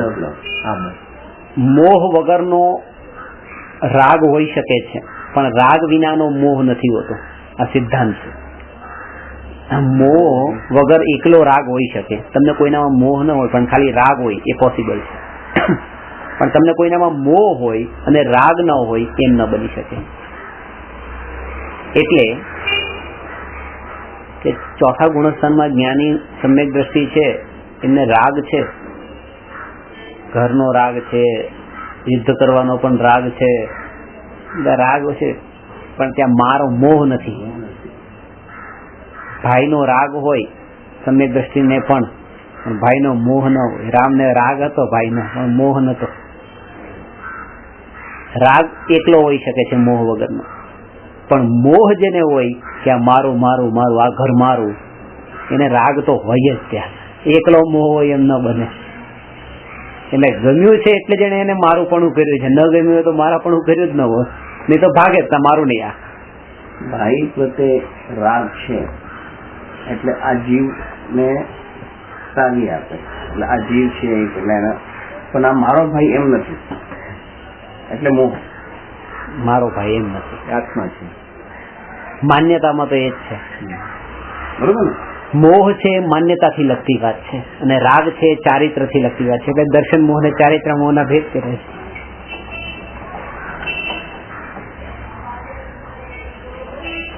મારું આત્મા છે પણ આત્મા તો બીજા બધા છે, પણ ભાઈનો આત્મા છે એવો રાગ છે પાછો વિશેષ. ભાઈની આત્મા છે. મોહ જાય એટલે જ્ઞાન પ્રત્યે સમ્યક જ્યાં મારો નીકળી જાય અને ભાઈ રહે ત્યાં પર થઈ ગયો. મોહ જવાનું નામ ગુરુ થવું અને રાગ જવાનું નામ દેવ થવું. જેના બે માંથી એક નથી ગયા અને તોય પોતાને ગુરુદેવ માને તો એ ઘોર મિથ્યા દ્રષ્ટિ છે. મોહ જવાનું નામ ગુરુ. કૃપાળદેવ સદગુરુ કીધું ને, સદગુરુ સદગુરુ. સદગુરુ એટલે મોહ જેનો નષ્ટ થયો એ ગુરુ. ચોથું ગુણસ્થાન સદગુરુ. ચોથા ગુણ સદગુરુ ની વાત નષ્ટ થઈ ગયો પણ રાગ છે. અને રાગે જતો રહ્યો તો પછી દેવ. રાગે જતો રહ્યો પછી ભગવાન થઈ ગયા, વિતરાગી થઈ ગયા. આપણે પેલા આક્રમણ મોહ ઉપર કરવાનું. મોહ ઉપર આક્રમણનો અર્થ એ કે તમને વસ્તુમાં રાગ હોય પણ જાગૃતિ પૂરેપૂરી હોય. કે ખરેખર આ wrong is wrong is a wrong is a wrong, એ તમારા અંદર બિલકુલ એવું ફિટ થઈ ગયું હોય, એ કાયદે ચાલતો હોય, પણ તમને કોઈ પણ વખતે એ જાગૃતિ વિસ્મૃત ન થાય, તમે એ ભૂલી ન જાઓ. આ ખોટું છે, આ ખોટું છે, આ ખોટું જ છે એ તમને કરું છું પણ ખોટું છે. એ કરવાનો ભાવ અત્યારે ખબર છે કે આટલો મોટો આશ્રમનું બધું સ્થાપ્યું, આટલું બધું કર્યું, આટલા બધા લોકો ભણે છે, આટલું ખબર છે, આટલું બધું છોડવાનું છે, માથાનો દુખાવો છે, ટેન્શન છે, બોજો છે, વિકલ્પો જ વધારવા વાળું છે, પણ તોય આ કરીએ છીએ. તો આ જાગૃતિ પર પણ રાખવાની. અત્યારે તો આ પેલા કારણ કે જેને જાગૃતિ હશે એને ક્યારેક આ છૂટશે, એટલે જેને મોહ છૂટ્યો હશે એને રાગ છૂટશે. મોહ છૂટવાનો મતલબ જાગૃતિ, કે આ ખોટું જ છે. એમ નહીં કે હું કરું છું એટલે સાચું થઈ ગયું, તમે કરો તો ખોટું. તમે પૂજા ભક્તિ વ્રત તપમાં અટક્યા છો તો એ ખોટું છે, હું આમાં અટક્યો એ ખોટું છે. ખોટું તો બે છે, એ બે નો સ્વીકાર, એનું નામ સાચું છે, એનું નામ સમ્યક દર્શન. સમ્યક દર્શન એટલે ભાવમાં, ખાલી શ્રદ્ધામાં, ચારિત્રમાં.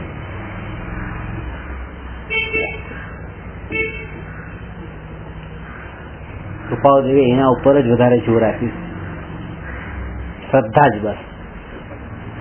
મેન સમ્યક દર્શન જ છે, એના પછી તો તમને ઓટોમેટિક બધું આવશે. વર્તમાન આ કાળમાં પછી મોક્ષ માર્ગ બહુ લોક લોક જ છે. વિચારવા આત્માર્થીને ભાખ્યો અત્ર ગોપ્ય. આ કાળમાં મોક્ષ દુર્લભ છે એમ નથી કીધું, મોક્ષ માર્ગનો લોપ કીધો છે, મોક્ષનો નહીં. અને એટલા માટે હું તમને મોક્ષ કેમ પ્રગટ થાય એ વાત બતાવીશ જ નહીં. મોક્ષ માર્ગ કેમ પ્રગટે, વિચારવા આત્માર્થીને ભાખ્યો અત્ર ગોપ્ય, એ મોક્ષ માર્ગ બતાવીશ. કે જે વસ્તુ તમને આ કાળમાં પોસિબલ જ નથી એ વસ્તુ તું પુસ્તક બતાવું. અત્યારે તમે તમારી ભૂમિકામાં તમે જોર આપો મોક્ષ માર્ગ પર, એટલે દર્શન મોહને ટાળવા ઉપર જોર આપો. દર્શનમાં એટલે શ્રદ્ધા, અને એના અંદર બધાની શ્રદ્ધા, સાચા દેવશાસ્ત્ર ગુરુની શ્રદ્ધા, સાત તત્વની શ્રદ્ધા, સ્વપરની શ્રદ્ધા, આત્માની જ્ઞાયકની શ્રદ્ધા, ક્રમબદ્ધ પર્યાયની શ્રદ્ધા, નિમિત્ત ઉપાદાનની શ્રદ્ધા, દ્રવ્ય ગુણ પર્યાયની શ્રદ્ધા, વસ્તુ સ્વતંત્રતાની શ્રદ્ધા, બધી શ્રદ્ધા એક સમયમાં એક સાથે પ્રગટ થાય છે, જે સમયે નિર્વિકલ્પ દશા પ્રગટે છે. એના અસંખ્યાત સમયો સુધી પહેલા નિરંતર જાગૃતિ જાગૃતિ જાગૃતિ જાગૃતિ ચાલુ છે. એટલે બેનસીબેને સ્વાનુભૂતિ દર્શનમાં આ વાત ઉપર આ જાગૃતિ કેવી રીતે રાખવી તો એ કીધું છે. જમતા, બેસતા, ઉઠતા, બોલતા, ચાલતા, જમતી વખતે આ કોળિયો હાથમાં લીધો, આ હું નહીં, આ શરીરની ક્રિયા. મોઢામાં ગયો, આ મારામાં ગયો નથી, હું જાણનાર છું. અંદર પેટમાં ગયો, બસ મારામાં ગયો નથી, હું તો એનો જાણનાર છું. ક્રિયાની રીતે ચાલે, આ ચાલનાર, હું ચાલનાર નથી, હું એનો જાણનાર છું. આ બોલનાર શરીર છે, હું તો એનો જાણનાર છું. એવી રીતે શરીરની જે ક્રિયાઓ થતી હોય તે ક્રિયાઓ મારી નહીં ને એક જ ક્રિયા મારી જાણવું.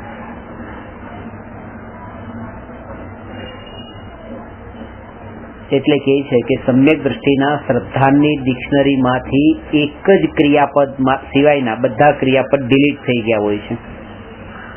જસ્ટ ટુ નો, બસ આ એક ક્રિયાપદ છે. Two walk, to eat, to sleep, આ બધું નીકળી ગયું છે. આ બધા ક્રિયાપદ નથી. હવે સમ્યક દ્રષ્ટિ ચાલતા નથી, સૂતા નથી, બોલતા નથી, ખાતા નથી, પીતા નથી, એ જાણે છે. અને જાણે છે એ તો હું પણ જાણું છું, નિગોદનો જીવ પણ જાણે છે કે જાણનાર જ છે, બીજું કઈ કરનાર તો છે નહીં. જેમ ભગવાન કઈ જગતનું કરતા નથી, નિગોદનો જીવ એ કરનાર નથી. ખાનાર, પીનાર, બોલનાર એ બધું હું છું જ નહીં, હું પણ જાણનાર જ છું. પણ અંતર એટલું છે કે જ્ઞાનીને સમયે સમયે જાગૃતિ છે, અજ્ઞાનીને એ વિસ્મૃત થઈ જાય છે. એને એમ લાગી જાય છે ક્યારેક કે આજ હું બોલી ગયો, આ હું ચાલ્યો, આ મેં ખાધું.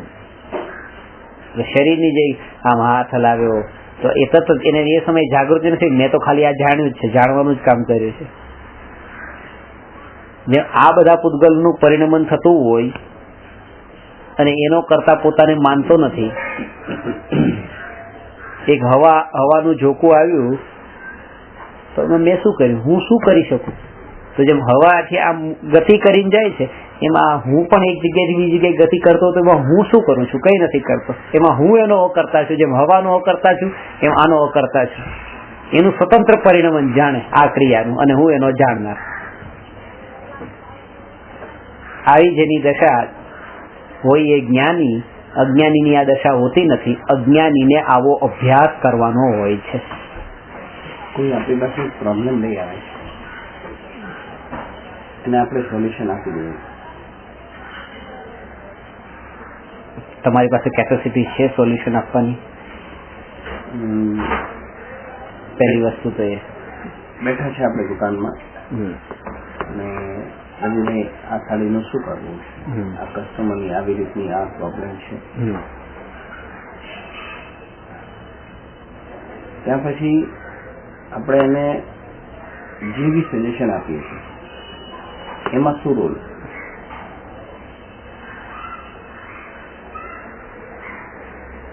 બરાબર છે. હજુ પૂરેપૂરો વ્યવહાર છોડ્યો નથી, એટલે આવા પણ પ્રસંગો વચ્ચે આવે. ત્યાં શું વિચાર? આમાં મારા એકના ઉદય જોડાયેલા નથી, કેટલાયના ઉદય જોડાયેલા છે. એટલે પેલા તો પોતાના ઉપર રહેલો બોજો જ ઉતારી નાખો. ઘણાના ઉદય છે કે આજે તમે મને આ વસ્તુનું શું કરવું, આ ભાઈ પાસેથી મારે વસ્તુ આલી હતી ને હવે આ ભાઈને મારે આપવાની છે ને મારી પાસે છે ને હવે આ મને આ ઠીક કરવા માટે આપી હતી પણ ઠીક થઈ નથી, તો આમને પાછી આપી, આમને પાછી આપી. તમે મને પૂછો તો જયારે હું તમને બતાવું ત્યારે મારે એ જાગૃતિ રાખવાની છે કે એમના પણ ઉદય છે, એમના પણ ઉદય છે ને એમના પણ બધાના ઉદય મળેલા છે. એટલે હું જે આ સજેશન આપીશ એમાં હું કઈ બહુ મોટો રાજા થઈ જતો નથી, હું અકર્તા જ છું. એટલે પેલા પોતે એમાંથી નીકળી જાઓ. એ એમના ત્રણ વચ્ચેનું છે, મારું આમાં કઈ નથી. તો આ હું હજી આ જવાબ બોલી રહ્યો છું, તમને સજેશન આપી, એ શું છે? મારું કઈક તો છે ને. બસ આ મારા પણ આટલા ઉદય છે, તો ઉદય અનુસાર જે કરી રહ્યો છું બસ એનો જ્ઞાતા રહો. બાકી હું મારું સર્વસ્વ નથી. હું પણ મારો પણ એક પાર્ટ છે આમાં, અને એનો પણ હું માત્ર જ્ઞાતા છું પાછું.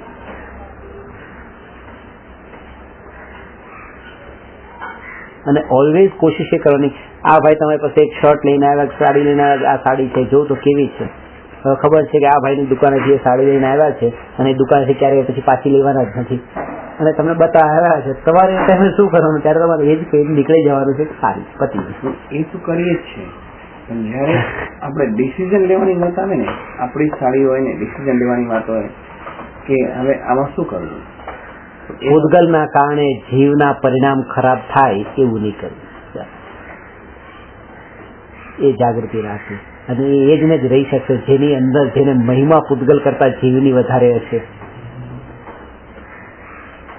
જેનું લક્ષ્ય ધનવાન થવા કરતા નિર્વિકલ્પ થવાનું હશે, એ તરત જ વિચાર કરશે મને થોડું ઘણું પૈસાનું નુકસાન જશે પણ વિકલ્પોના અંદર વધારે અટકીશ, એ મારાથી સહન નહીં થાય.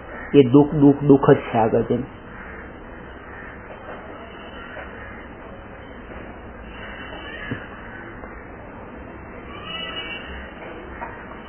ત્યાં સાહેબ આપણે પણ એવું નથી કરી શકતા આની જોડે આપણા ભાઈ હોય, બીજા હોય, ભાઈ આના ઘણા જોડાયેલા ભાઈ, આપણે ત્યાં એ વખતે લોસ જતા પણ કરીએ, વિચારી કે ના આ જવા દે, પણ બધાનું જોઈએ પાછું જવા દઈએ તો પાછું બીજું માથા. આપણે આટલા વર્ષથી આજે તમે છોડો એટલે આપણે પાછળના ભાઈ પણ છે, એટલે આમ એટલે જ આ અધ્યાત્મમાં ઊંડા ઉતરવાનો અર્થ એ છે કે લોકથી બિલકુલ અતીત થવાનું છે. તો આ બંને કામ તો સાથે થઈ જ શકતા.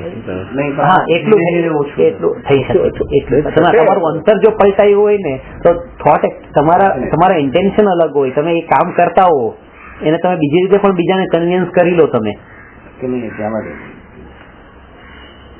કૃપાળુદેવનો એ નિયમ હતો કે સ્વાધ્યાય તો કરવાનો જ, આટલા કલાક સ્વાધ્યાય કરીશ. ટાઈમ ક્યાંથી મળે? દુકાન પર બેસવાનું હોય, પાર્ટનર છે, પોતાનો ધંધો ચલો બંધ કરીને બેસી ગયા. પાર્ટનર કે તમે આવી રીતે કરો છો, હું એકલો મહેનત કરું કે નહીં? જો પાર્ટનરશીપમાં કરવું હોય તો એક શરત છે કે હું આટલા કલાકનો સ્વાધ્યાય તો કરીશ, દુકાન છોડીને પણ, અને એ ટાઈમે દુકાને નહીં બેસું, એ ટાઈમે જે નુકસાન જશે દુકાનમાં મારા નહીં બેસવાના કારણે એની ભરપાઈ હું કરીશ. સામેવાળાને વિકલ્પ જ ન થાય. જો ભાઈ હું આટલો નીતિથી રહેવા માંગુ છું, જે નુકસાન થાય એ મારા ભાગનું કાપી લેજો. ઉલટી એમને પણ એવી પ્રેરણા મળે કે આટલી આનામાં જો નીતિને આ રીતે ધર્મમાં ઊંડા ઉતર નથી જતું, અમે આપણે બધા સરખા જ કાપી નાખીએ, સરખા ભાગે, તમારા ભાગમાંથી નથી કાપતા. નેચરલ એવા ભાવ આવે. તમારું જો પોતાની અંદરની સ્ટ્રોંગનેસ એવી હોય તો કે ના મારે આ રીતે જ રહેવું છે, કે વિકલ્પોમાં નથી પડવું, ભલે નુકસાન જાય તો પણ.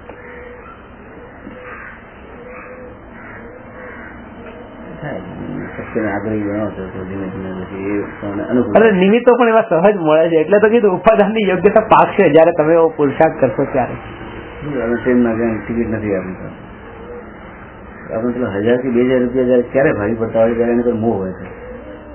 સત્યનો 2000 રૂપિયા લેશે, બીજું શું? હા, કહી દેવાનું ટિકિટ નથી, પહેલેથી ખબર જ છે, ખબર જ છે. બોલવાની વાત જ જતા કહી દે ટિકિટ નથી, શું કરું? એ તો આમ બહાર નીકળી જાય પેલો અનુકૂળ થઈ જાય, ફરતી અનુકૂળ થઈ જાય. અટક તો કરે છે કે આ સામેથી બોલ્યું તો હવે શું, એનો તો ત્યાં પણ ઓલવેઝ ઘણી વખત એમ છે કે ટ્રેનમાં જલ્દી જવાની ઉતાવળ છે, હવે ટિકિટ લેવી, ટિકિટ નથી લીધી, જલ્દી બેસી જાય, ચલો ટીસી આવશે, દંડ ભરી લેશે. પણ એ ત્યાં 5 મિનિટ માટે ટિકિટની લાઈનમાં ઉભા રહેવામાં લઈ લીધી, ચલો ઠીક છે, પણ ઉભા નથી રહેતા તો એ 1 કલાક સુધીના વિકલ્પ.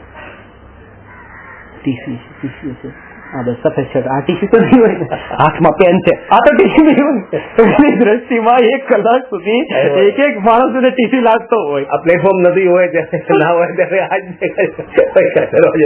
એના માટે પછી આપણે ઉભા રહીને ટિકિટ લઈએ જ એ વિકલ્પો બહુ ખતરનાક. અને વિકલ્પોથી જે કરમ બંધાશે ને, જ્યાં 5 રૂપિયા ઓછા તમે ભર્યા ત્યાં બાંધો નહીં, પણ એ કરમ એવા બાંધે છે કે 5 લાખનું નુકસાન થાય સીધું એ વિકલ્પોથી બાંધેલા કરમના ફળમાં.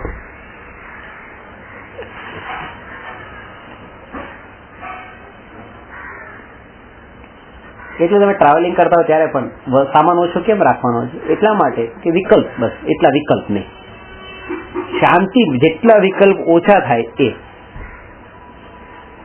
એમ નથી કે વસ્તુને ઓછી વાપરશો તો એના કારણે જે હિંસા થતી હતી ને એ માનો તમે ઓછી વસ્તુ રાખી, ઇલેક્ટ્રોનિક કોઈ સાધન તમે રાખ્યા નહીં તો એના કારણે વાપરવાથી જે હિંસા થતી હતી ને એ હિંસા ન થઈ ટ્રાવેલિંગના ટાઈમે, તો તમે ઓછા પાપ બાંધ્યા. એ મહત્વનું એનું નથી, પણ તમને એના વિકલ્પો, ત્યાં તમે એર કન્ડિશન તો ચાલુ જ છે, મોબાઈલ કરતા એર કન્ડિશનના અંદર વધારે જીવો મરે છે. મોબાઈલ સાથે રાખી ના ગયા, કારણ કે મોબાઈલ તમારા વિકલ્પનું કારણ બનતું હતું, પણ એર કન્ડિશન ટ્રેનમાં ચાલે છે એ વિકલ્પનું કારણ નથી.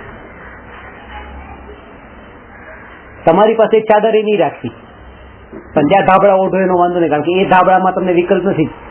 ત્યાં પડ્યા રે, ગમે તે થાય, જેવા હોય જે સ્થિતિમાં હોય, વળાય ન વળાય, આ ચાદર વાળવી, પેક કરવી, મૂકવી, એ બધું વિકલ્પ છે. જે વિકલ્પનું કારણ બને છે એનાથી પેલા છૂટવાનું છે. આમાં મોં છે એટલે વિકલ્પ, આ ચાદર મારી છે એટલે એને વાળવું, એને અંદર નાખવું, એમ કરવું.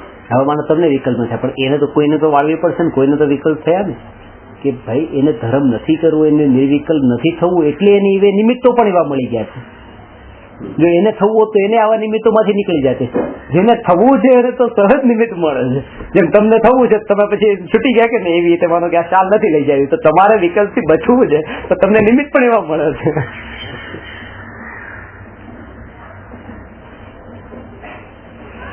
અને એને અત્યારે સ્થિતિ એવી છે, એની હોનહાર જ એવી છે કે એની પોતાની શાલ નહીં પણ આખી બધાની શાલ એને પોતા ભેગી કરવી પડે. એના એટલા વિકલ્પ છે કે એક ધાબળો ખોવાય તો 700 રૂપિયા ભરવા પડે પોતાનામાંથી.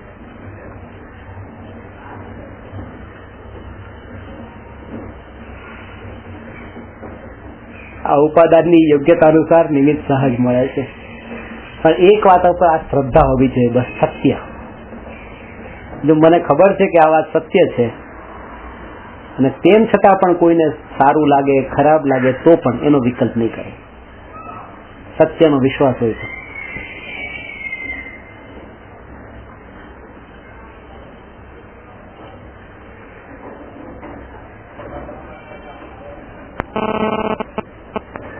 એ વખતે તો એટલું બધું અહીંથી ચર્ચા આપણી થયા પછી એટલા વિચારો ચિંતનમાં એવા ચાલ્યા હતા કે એક એક પરમાણુના પરિણમનમાં કેટલા જીવોના કર્મના ઉદય મળેલા છે, એ પરમાણુથી લિંક છે. એની જે આપણે ચર્ચા ચાલી હતી ને, એક બટાટાની એક કણીમાં અનંત જીવોના ઉદય મળેલા છે. અનંત જીવોનું શરીર છે. અનંત ને એવા પોતાના નામ કર્મના ઉદયથી એ જ પરમાણુ મળવો આપણો સહયોગ થવો, પાછું ખાવું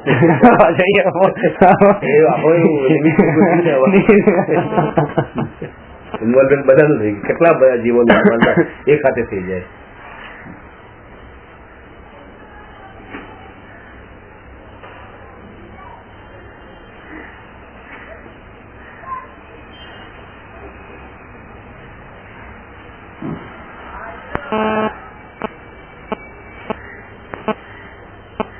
પહેલું તમારી જાગૃતિ ને બીજું સત્સંગ.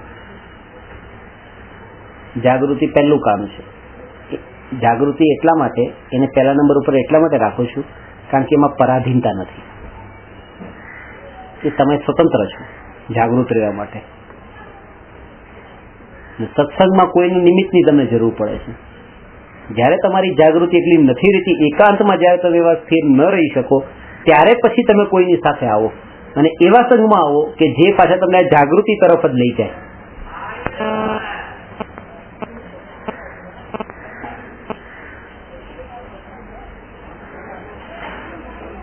સત્સંગથી જાગૃતિ થશે. સત્સંગથી જાગૃતિ થાય એ વારે ઘડી યાદ અપાવે. એ ટાઈમે તો રહી જ છે. અત્યારે તમે શું અત્યારે ઉપયોગ એવા વિષયોમાં બિલકુલ નહીં જાય. પૂરેપૂરો અહીંયા જોડાઈને તલ્લીન થઈને તમે સાંભળો તો એમાં ઉપયોગ બિલકુલ જોડાઈને રહી છે. અને જેવો અહીંયા ઉપયોગ તલ્લીન થઈને સાંભળીને જોડાઈને રહ્યો હશે તો ઉભા થયા પછી પણ એના વિકલ્પ આવશે પાછા. આ સાંભળેલું હતું એને.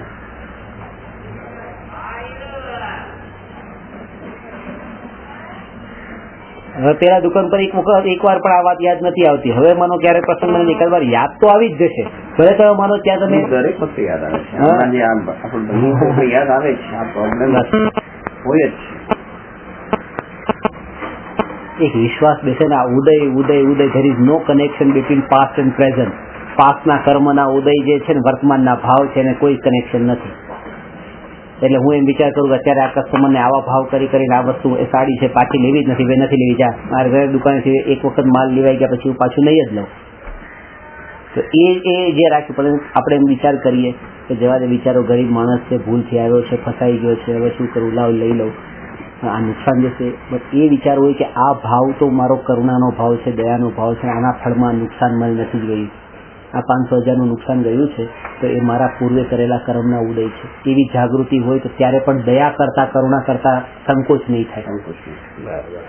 ત્યાં પણ સંકોચ નહીં થાય. જવા દે, આ કર્મનું ફળ મને નિયમથી મળશે, આ ભાવનું ફળ એ મને મળ્યા વગર નથી રહેવાનું. વિશ્વાસ એવો હોવો જોઈએ કે આ મારા કોઈ પૂર્વે કરેલા કર્મના ઉદયના કારણે આ રીતે થવાનું છે. અને સારું થયું કે મને આવા વિચાર પણ આવે છે કે મને પાપમાં પડવાના વિચાર નથી આવતા. એને પણ પાછો એના અંદર સારો ભાવ આવવો જોઈએ. સારું છે, આવો નીતિથી એના પ્રત્યેનો કરુણાનો ભાવ જે મને આવ્યો છે એ પણ એક બહુ સારો ભાવ છે. એને પણ આવકારવો એવા ભાવને પણ. એમ નહીં કે આવા ભાવ આવીને પણ મારું જે ફાયદો થતો તે નુકસાન કરાવે છે, એમ નહીં. આવા ભાવ પણ બહુ સારા છે. પ્રેઝન્ટમાં તો કનેક્શન છે. આજે છે જ નહીં બિલકુલ. હું તમને સ્માઇલ આપું છું અને તમે મને સ્માઇલ આપો છો, એનું કોઈ કનેક્શન જ નથી. મેં તમને સ્માઇલ આપી ને એ વર્તમાનનો મારો ભાવ છે અને તમે મને સ્માઇલ આપી એ મારા પૂર્વે કરેલા કર્મનો ઉદય છે. આ સ્માઇલ આપવાના ભાવથી, મારા ભાવથી તમે નવા બાંધ્યા અને તમે મને જે રિટર્નમાં મળી એ મારા પૂર્વ કરેલા કર્મનો ઉદય છે. વર્તમાનમાં બધા સંયોગો પૂર્વના ઉદય છે. આપણે અત્યારે જે કરીએ છીએ એ પાછું ભવિષ્યનો. થોડા દિવસ તાજમાં શાહરૂખ ખાન મળ્યો, શાહરૂખ ખાનને મેં સ્માઇલ આપી, શાહરૂખ ખાને આપી જ નહીં મને. તો એ મેં સ્માઇલ આપવાના ભાવથી મેં તો બાંધ્યા, તો મારા ઉદય એવા તક મને રિટર્ન મળે. એટલે ખાલી પૈસા આપો ને સામે માલ આપે રિટર્ન, એમાં જ ઉદય લાગુ નથી પડતા. તમે સ્માઇલ આપો ને સ્માઇલ રિટર્ન મળે એમાં ઉદય લાગુ પડે છે. ચિંતનમાં વાત આવેલી એક દિવસ કે આ થોડી થઈ ગઈ, પેલો બદમાશ લઈ ગયો ચોરી કરી છે. શું ચોરી થઈ ગઈ? આ વસ્તુ ખોવાઈ ગઈ, મારી વસ્તુ ખોવાઈ ગઈ ને પેલો બદમાશ લઈ ગયો. ત્યારે મેં એની ચિંતન કર્યું કે આમ કેમ છે. વાત આવી પછી પુણ્યની, એકનું પુણ્ય ઓછું છે, બીજાનું પુણ્ય જાગ્યું. તો આપણે તો પુણ્યશાળીને ભાગ્યશાળી કહીએ છીએ ને, પુણ્યવાળાને ભાગ્યશાળી કહીએ છીએ. ચોર જે પેલો લઈ ગયો પુણ્યશાળી થઈ ગયો, એ તો એના પુણ્યથી લઈ ગયો. તમારું પુણ્ય ઓછું છે, ચીજ ખાલી હસ્તાંતરિત છે. બરાબર છે. હજી તો નહીં, કોઈ નથી, તમારું પુણ્ય તમારી પાસે હતી, પેલા પુણ્ય જાગ્યું. એમાં તમે એને ચોર કેમ કહો, બદમાશ કેમ કહી શકો? પુણ્યશાળી એ પુણ્ય, એનું પુણ્ય હતું. બદમાશ કેવો ને પુણ્યશાળી કેવો, બેવા કેટલું ફરક છે.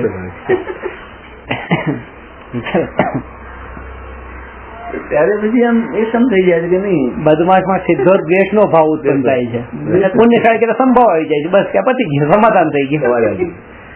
એનો પુણ્ય ઉદય થયો એટલે લઈ ગયો, એટલે એને મળી, ગમે તે રીતે મળી પણ મળી. એને આ વાત તો પક્કી છે, પુણ્ય સિવાય મળે જ નહીં અને પુણ્ય સિવાય જાય નહીં. અને એક ભાઈ છે આવી છે, એનું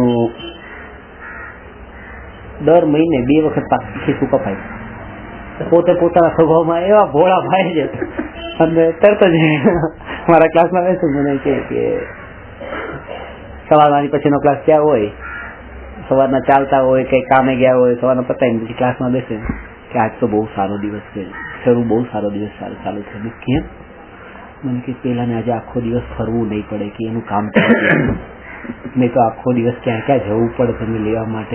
શું થયું? ખીસું કપાઈ ગયું. કે પોતાની પાસે તો ઓછું થયું, પણ એને એના વિચાર તકલીફ નહીં પડે, આજ એનું કામ તો થઈ ગયું, એના માટે આવો વિચાર કરવો સારું છે. તો આવી રીતે સમાધાન કરી લો છો. એમ આ વિચાર બધા ક્યાંથી આવે? મુશ્કેલ વિચાર નહીં આવે કે આ એકનું પોકેટ કાપ્યું અને લોક જાગી ગયો, બીજાનું કાપવા જશે. આજે 5,000 નું પેકેટ કાપ્યું, હવે મને યાર મને 50,000 નું પેકેટ કાપ્યું. એટલે આ વિચાર જે કરે, આ વિચાર પણ જેને આવ્યો એનો વિચાર, એનો વિચાર બસ. એને વિચાર આવશે જેને સમાધાન જ કરી લેવાનું હોય ને એને એવા જ વિચાર આવે છે, સારું છે પછી હું તો છૂટી ગયો આમાંથી. નહીં, મારે કહેવાનો મતલબ નહીં. હવે કોઈને વિચાર આવે છે કે નહીં, બિચારો આ લઈ ગયો, પણ હવે 10,000 નું ટ્રાય કરશે, મોટો ચોર થશે. પણ હવે એ જાણે છે કે ભાઈ મારું એ લઈ ગયો, હું તો કઈ કરતા જ નથી, મારે જો રોકવાનું મારા હાથમાં હોત તો હું એને કેદ પણ કરો, ભાઈ તું નહીં કર, તો લેવા જ નથી. આ એક વિચાર કરે છે કે બિચારાને આજ આખો દિવસ ફરવું નહીં પડે, એટલે એ પોતાના વિચાર, એ તો પતી ગયા પછી એ પણ પોતાના વિચાર છે એના, પોતાના માટેના જ. એ વિચાર કરે છે કે ભાઈ આ હવે આજે 10 નો માર્ક, પણ એની સામે જયારે મળશે ત્યારે એમ નહીં કે બરાબર છે તારું કામ થઈ ગયું, હવે કાલે આવું કરજે, એમ નહીં કે એને એમ જ કે આવું નહીં કરવાનું. એ પોતાના એ વિચારને તો પોતાની અંદર જ રાખે, બહાર નહીં કાઢે. એમાં પણ 2 ભેદ છે. તત્કાલમાં પણ જે વિચાર કરે છે કે બિચારો લઈ ગયો ને એના કામમાં લાગશે, કે બિચારાને આજે ફરવું નહીં પડે. એક વિચાર કરે છે કે આ લઈ ગયો છે, 5 નું મારી ગયો, હવે 10 નું ટ્રાય કરશે, બીજાનું કોઈનું.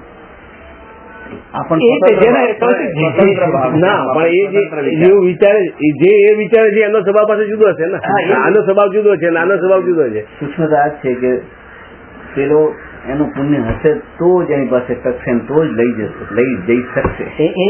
એની પાછળનો ભાવ બસ એ જ છે. આ સાધુ છે, આહાર માટે આવ્યા, આજે આપણા ઘરે આવ્યા, તમે આપ્યું, હવે એમની તો આદત પડી ગઈ, કાલ બીજાના ઘરે જશે, રોજ જશે. હવે તો એ જોવાનું કે આપણા ભાવ કેવા છે, પતી ગયું ને. આપણે ત્યાં આવો અવસર, આપણને વિચાર આવતો જ નથી કે એમને એક કહીએ આપણા ઘરે આવો અવસર ક્યાંથી આવે, બસ એવી રીતે કાલ લઈને ગયો, સારું થયું. આપણા ઘરે આવો અવસર ક્યાંથી આવે, આપણે કીધું જાય કપાય. સમાધાન કરવાની દ્રષ્ટિ એ રીતે છે. પેલું કરવામાં પછી આપણા ભાવ બગડી જાય. 10-20 કાપી એમાં આપણા ભાવ બગડે ને, એનો વિચારનો લેવલ જે છે. ગરીબને કોઈને આપતા હોય ને ત્યાં વિચાર આવે છે કે આપણે આપીએ છીએ પણ આ બગડ છે, આ બગડે છે, આ માણસ હજી બગડે છે. તો મારા ઘરે આહાર લઈને પછી બીજાના ઘરે અહીંથી પતી ગયું, આટલું ઓછું આપ્યું નથી, કે ભાઈ એ મારે નથી જોવાનું, મારે તો બસ મારા ભાવ જોવાના છે. એની દશા, એની સ્થિતિ અલગ. એ પ્રકારે જ વિચાર આવવા જોઈએ કે જેથી આપણા આત્માની નિર્મળતા વધે. આપણે વિકલ્પોના અંદર વધારે ન ફસાઈએ. આપણો ફાયદો એ જ છે. બસ એ બધું સરસતું નથી કોઈ કારણ વગર આપણે વિચારીને પછી શું કરી શકીએ. કપાઈ ગયું તો આપણો તો કઈ છે, એનો ઉદય છે ને આપણો ઉદય છે, બંને ઉદય ભેગા છે. આપણે શું કરવાનું? માથા આમાં પડવાનું છે. ઠીક છે, પતી ગયું. એક ભાઈ બહુ શરૂઆતમાં જ છે ને, આપણે આધ્યાત્મિક સાધના કેન્દ્ર ચાલુ કર્યું ત્યારે જ મેં એમને કીધું, મેં કીધું મેમ્બર બનો. તો કે કેટલા પૈસા ભરવાના? મેં કીધું 10,000 રૂપિયા ભરવાના. મને કે ના, મને મેમ્બર બનવામાં કોઈ રસ નથી, કારણ કે હું કેટલી જગ્યાએ મેમ્બર બન્યો છું ને હવે કંટાળ્યો છું, નથી ના પાડી દીધી. પછી મેં એમને કીધું જવા દો, નહીં બનતા. હવે મારે તમને મેમ્બર તમે કહો તોય નથી બનાવવાનું. જયારે બનવું હશે ને ત્યારે હું તમારા પૈસા ભરીને તમને બનાવીશ, પણ તમારી પાસે મને જ જોતા. ક્લાસમાં બેઠા હતા, એર કન્ડિશનના અંદર જે પાઇપ હોય ને એ પાઇપ લીક થતી હશે, તો પાણી ટપકવાના કારણે ત્યાં આવું લાગેલું ને પેલું સ્પીકર એવું લાગેલું હશે ઉપર, સીધું મોટું ગાબડું ઉપરથી નીચું પડ્યું.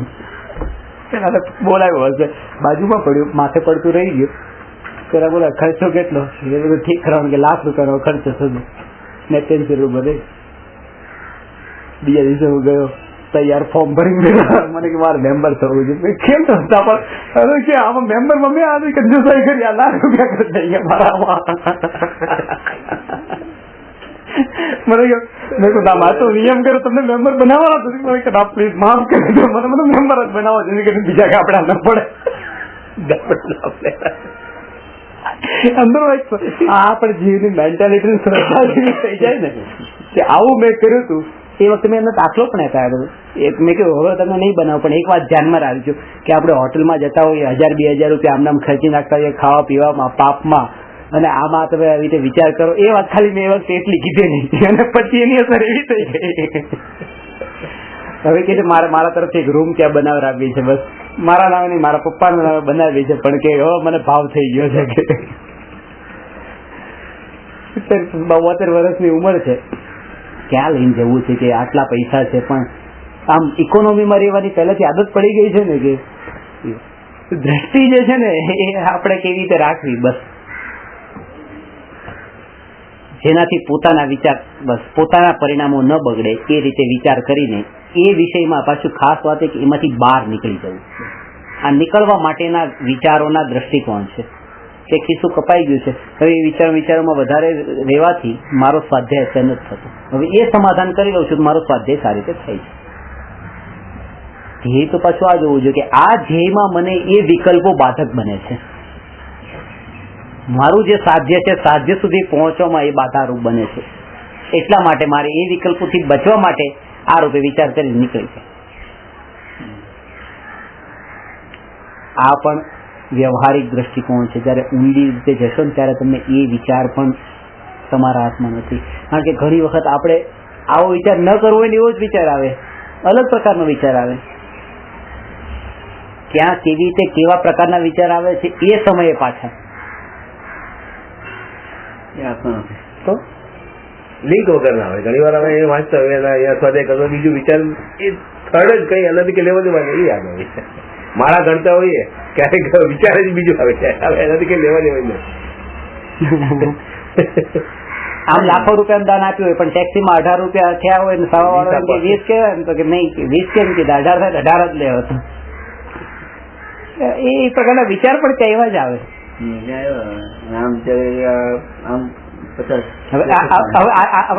આની લિંક છે પાછી, કારણ કે ત્યાંનું 2 રૂપિયાનું પુણ્ય ન હોય પછી ત્યાં વાળાનું લાખોનું પુણ્ય, પૂતગલમાં પણ પુણ્ય તો વચ્ચે છે જ પાછા. અને એની લિંક હોય પાછી એની એકમાં નહીં, કારણ કે એને પાછું કોઈ પછી બીજી જગ્યાએ 3 ન આપતું હોય, ક્યાંય કોઈ 5 ન આપતું હોય, ક્યાંય કોઈ 7 ન આપતું હોય, કે એના પાપ જયારે ટેક્સી ચલાવતો હોય એના કેટલાય પાપ પાછા ભેગા થતા હોય અને પેલો કરોડપતિ બનતો હોય, કારણ કે એના ઘણા બધા પુણ્ય ભેગા થતા હોય. આના એક સાથે બાંધેલા કર્મ અનેક સમયોમાં ઉદયમાં આવે. તમે અત્યારે જે કર્મ માન્યા ને એ તમને એક પહેલા સમયે, બીજા સમયે, ત્રીજા સમયે, એવી રીતે કેટલાય સમયો સુધી ઉદયમાં આવતા રહે. અને કેટલાય સમયમાં બાંધેલા હોય એ તમને એક જ સમયમાં ઉદયમાં આવી જાય, એવું પણ બને. કર્મની જયારે થિયરી લેશું ને ત્યારે તો આખું જગતનું સ્વરૂપ એવું લાગશે.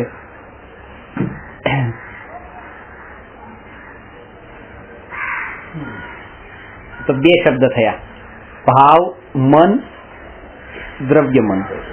બંને કર્મ બંધનના કારણ નથી, કારણ કે ભાવ મન એ વિચાર છે, જે જ્ઞાન છે, જે સ્વભાવ છે, અને સ્વભાવ કર્મ બંધનનું કારણ ન બને. અને દ્રવ્ય મન એ પૂતગલ છે,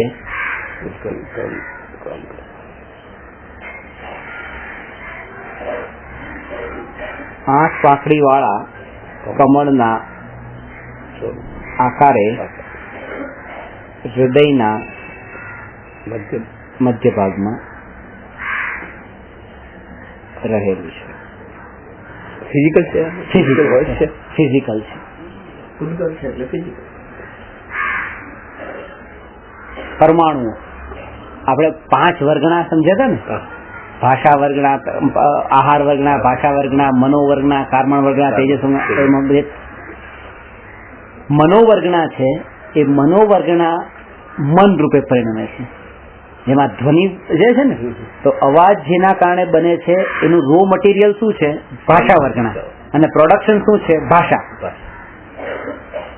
એ રીતે કર્મણ વર્ગના રો મટીરિયલ છે અને કર્મ જે છે એ એનું પ્રોડક્શન છે. એવી રીતે તે મનોવર્ગના રો મટીરિયલ છે અને દ્રવ્ય મન એ એનું પ્રોડક્શન છે. આજે 7 ચક્રમાં એક ચક્ર છે, આ જે આપણે અહીંયા અનાહત જે ચક્ર કહેવાય ના, એ અલગ અલગ એ અલગ અલગ ને આ ભાવ મન અલગ. આ તો નિર્વિકલ્પ અવસ્થા એટલે પૂર્ણ, એ આખું અલગ જ છે. એ આત્માની જ અવસ્થા, આત્માની જ વાત છે. અને આ તો પૂતગલ છે, એ તો ઓનલી આત્મા છે.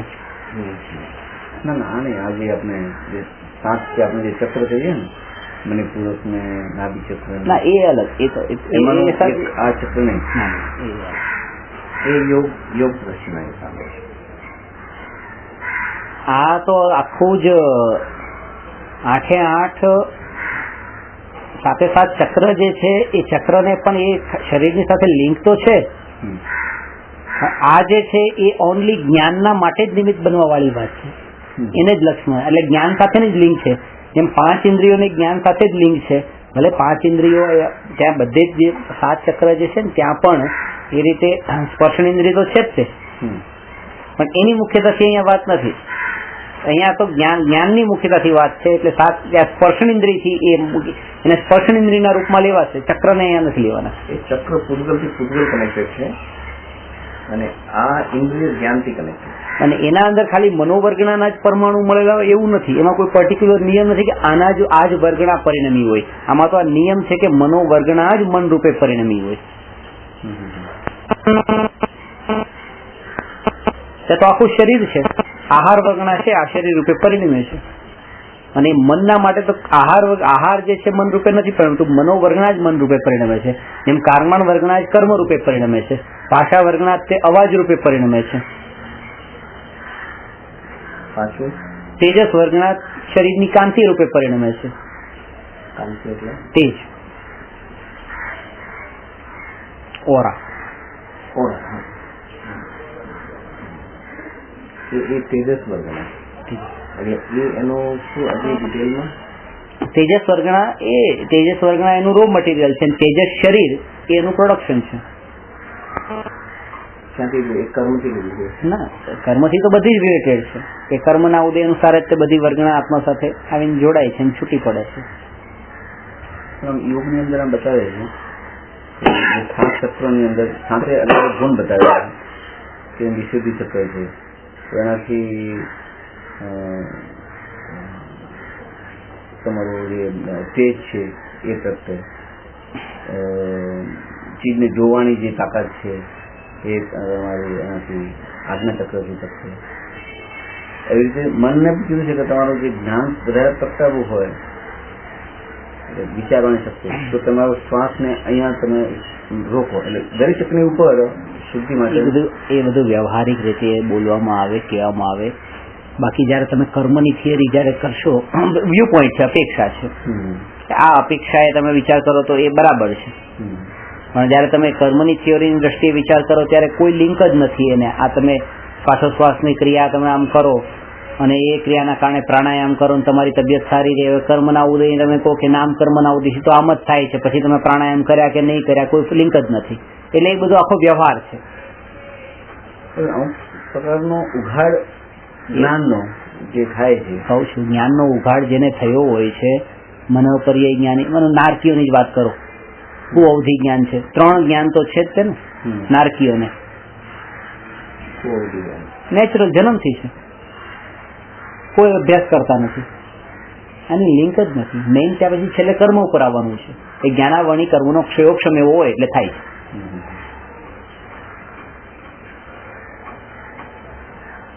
એનું આખું કર્મની થિયરી. હવે માનો કે 14 વર્ષની ઉંમરે તે એક વ્યક્તિને માનો હજારો શાસ્ત્રોની ગાથા યાદ રહી જતી હોય અને એક વ્યક્તિ છે કે માનો કે કઈ યાદ નથી રહેતું.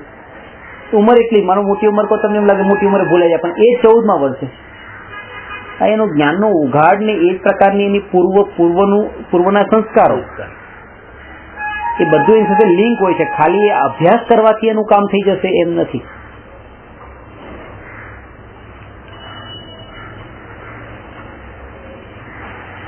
યોગને સ્થિર રાખવાની અત્યારે જેટલી વાત કરવામાં આવે છે ધર્મના સ્થાનોમાં પણ, કે તમે યોગ કરો ને યોગને સ્થિર રાખો, એના કરતા ઉપયોગને સ્થિર રાખવાની વાત કોઈ નથી કરતી, જે કરવી જોઈએ.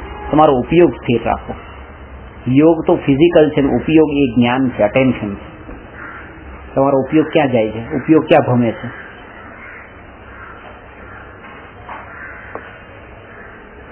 જ્ઞાન માર્ગ, ભક્તિ માર્ગ અને યોગ માર્ગ, 3 માર્ગ છે. પેલા જ્ઞાન માર્ગ છે ને, પેલા તો તમે બોલવામાં એમ જ બોલ્યા ને, જ્ઞાન માર્ગ, પછી જ ભક્તિ માર્ગ બોલ્યા, પછી જ યોગ માર્ગ બોલ્યા. ક્રમ છે. એક દશા એવી આવે છે જયારે અયોગી થઈ જાય છે. 14નું ગુણસ્થાન છે અયોગીનું ગુણસ્થાન, અને પહેલું ગુણસ્થાન છે જ્યાં મિથ્યાત્વ પેલા જાય છે, ત્યારે 4થા ગુણસ્થાનમાં આવે છે. અને એ સ્વભાવમાં ઉપયોગ જાય તો મિથ્યાત્વ છૂટે છે, પરથી ઉપયોગ હટે ને સ્વભાવમાં જાય તો એ જ્ઞાન માર્ગ થઈ ગયો. ભક્તિ માર્ગ પહેલો ભક્તિ માર્ગ, પછી જ્ઞાન, પછી આ 2 માર્ગ એવા છે, જ્ઞાન માર્ગ ને ભક્તિ માર્ગ, જેમાં સમય ભેદ નથી હોતા અને એનો નિયમ નથી હોતો. કેવો કે આ જીવને આ જીવને આ.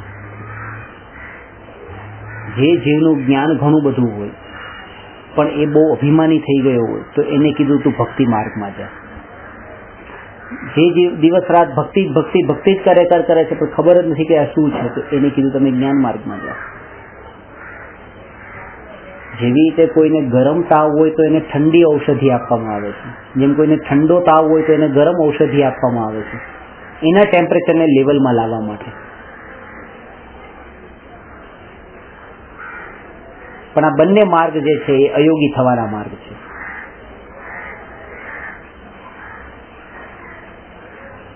અયોગી ભક્તિ પણ થઈ, પડના લક્ષી થઈ, સ્વર્ણ લક્ષી ક્યાં થઈ? ભક્તિ એનું નામ જ ભક્તિ છે, પણ જ્ઞાન માર્ગ અને બેલેન્સ રાખે. આ શેર બજારનું પણ એ જ છે, વધી જાય છે, ઘટી જાય. વધ્યા પછી ઘટે છે શું કામ? વધતું જ કેમ નથી? વધવા જ માંડે, વચ્ચે કેટલું વધ્યું હતું, પછી ઘટ્યું. એ વધતું જ રહે તો શું થાય? માણસ ગાંડો થઈ જાય, પાગલ થઈ જાય, રીતસર એમ થઈ જાય. બસ હું કેટલો ઉપર એનું નીચો પાડવા માટે પણ એ આ બધું બરાબર છે, બધી વ્યવસ્થા બરાબર છે.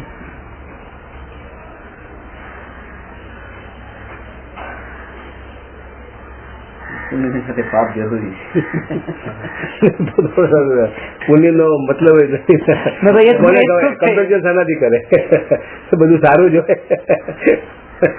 અહીંયાથી સ્વર્ગનું સુખ થઈ જાય.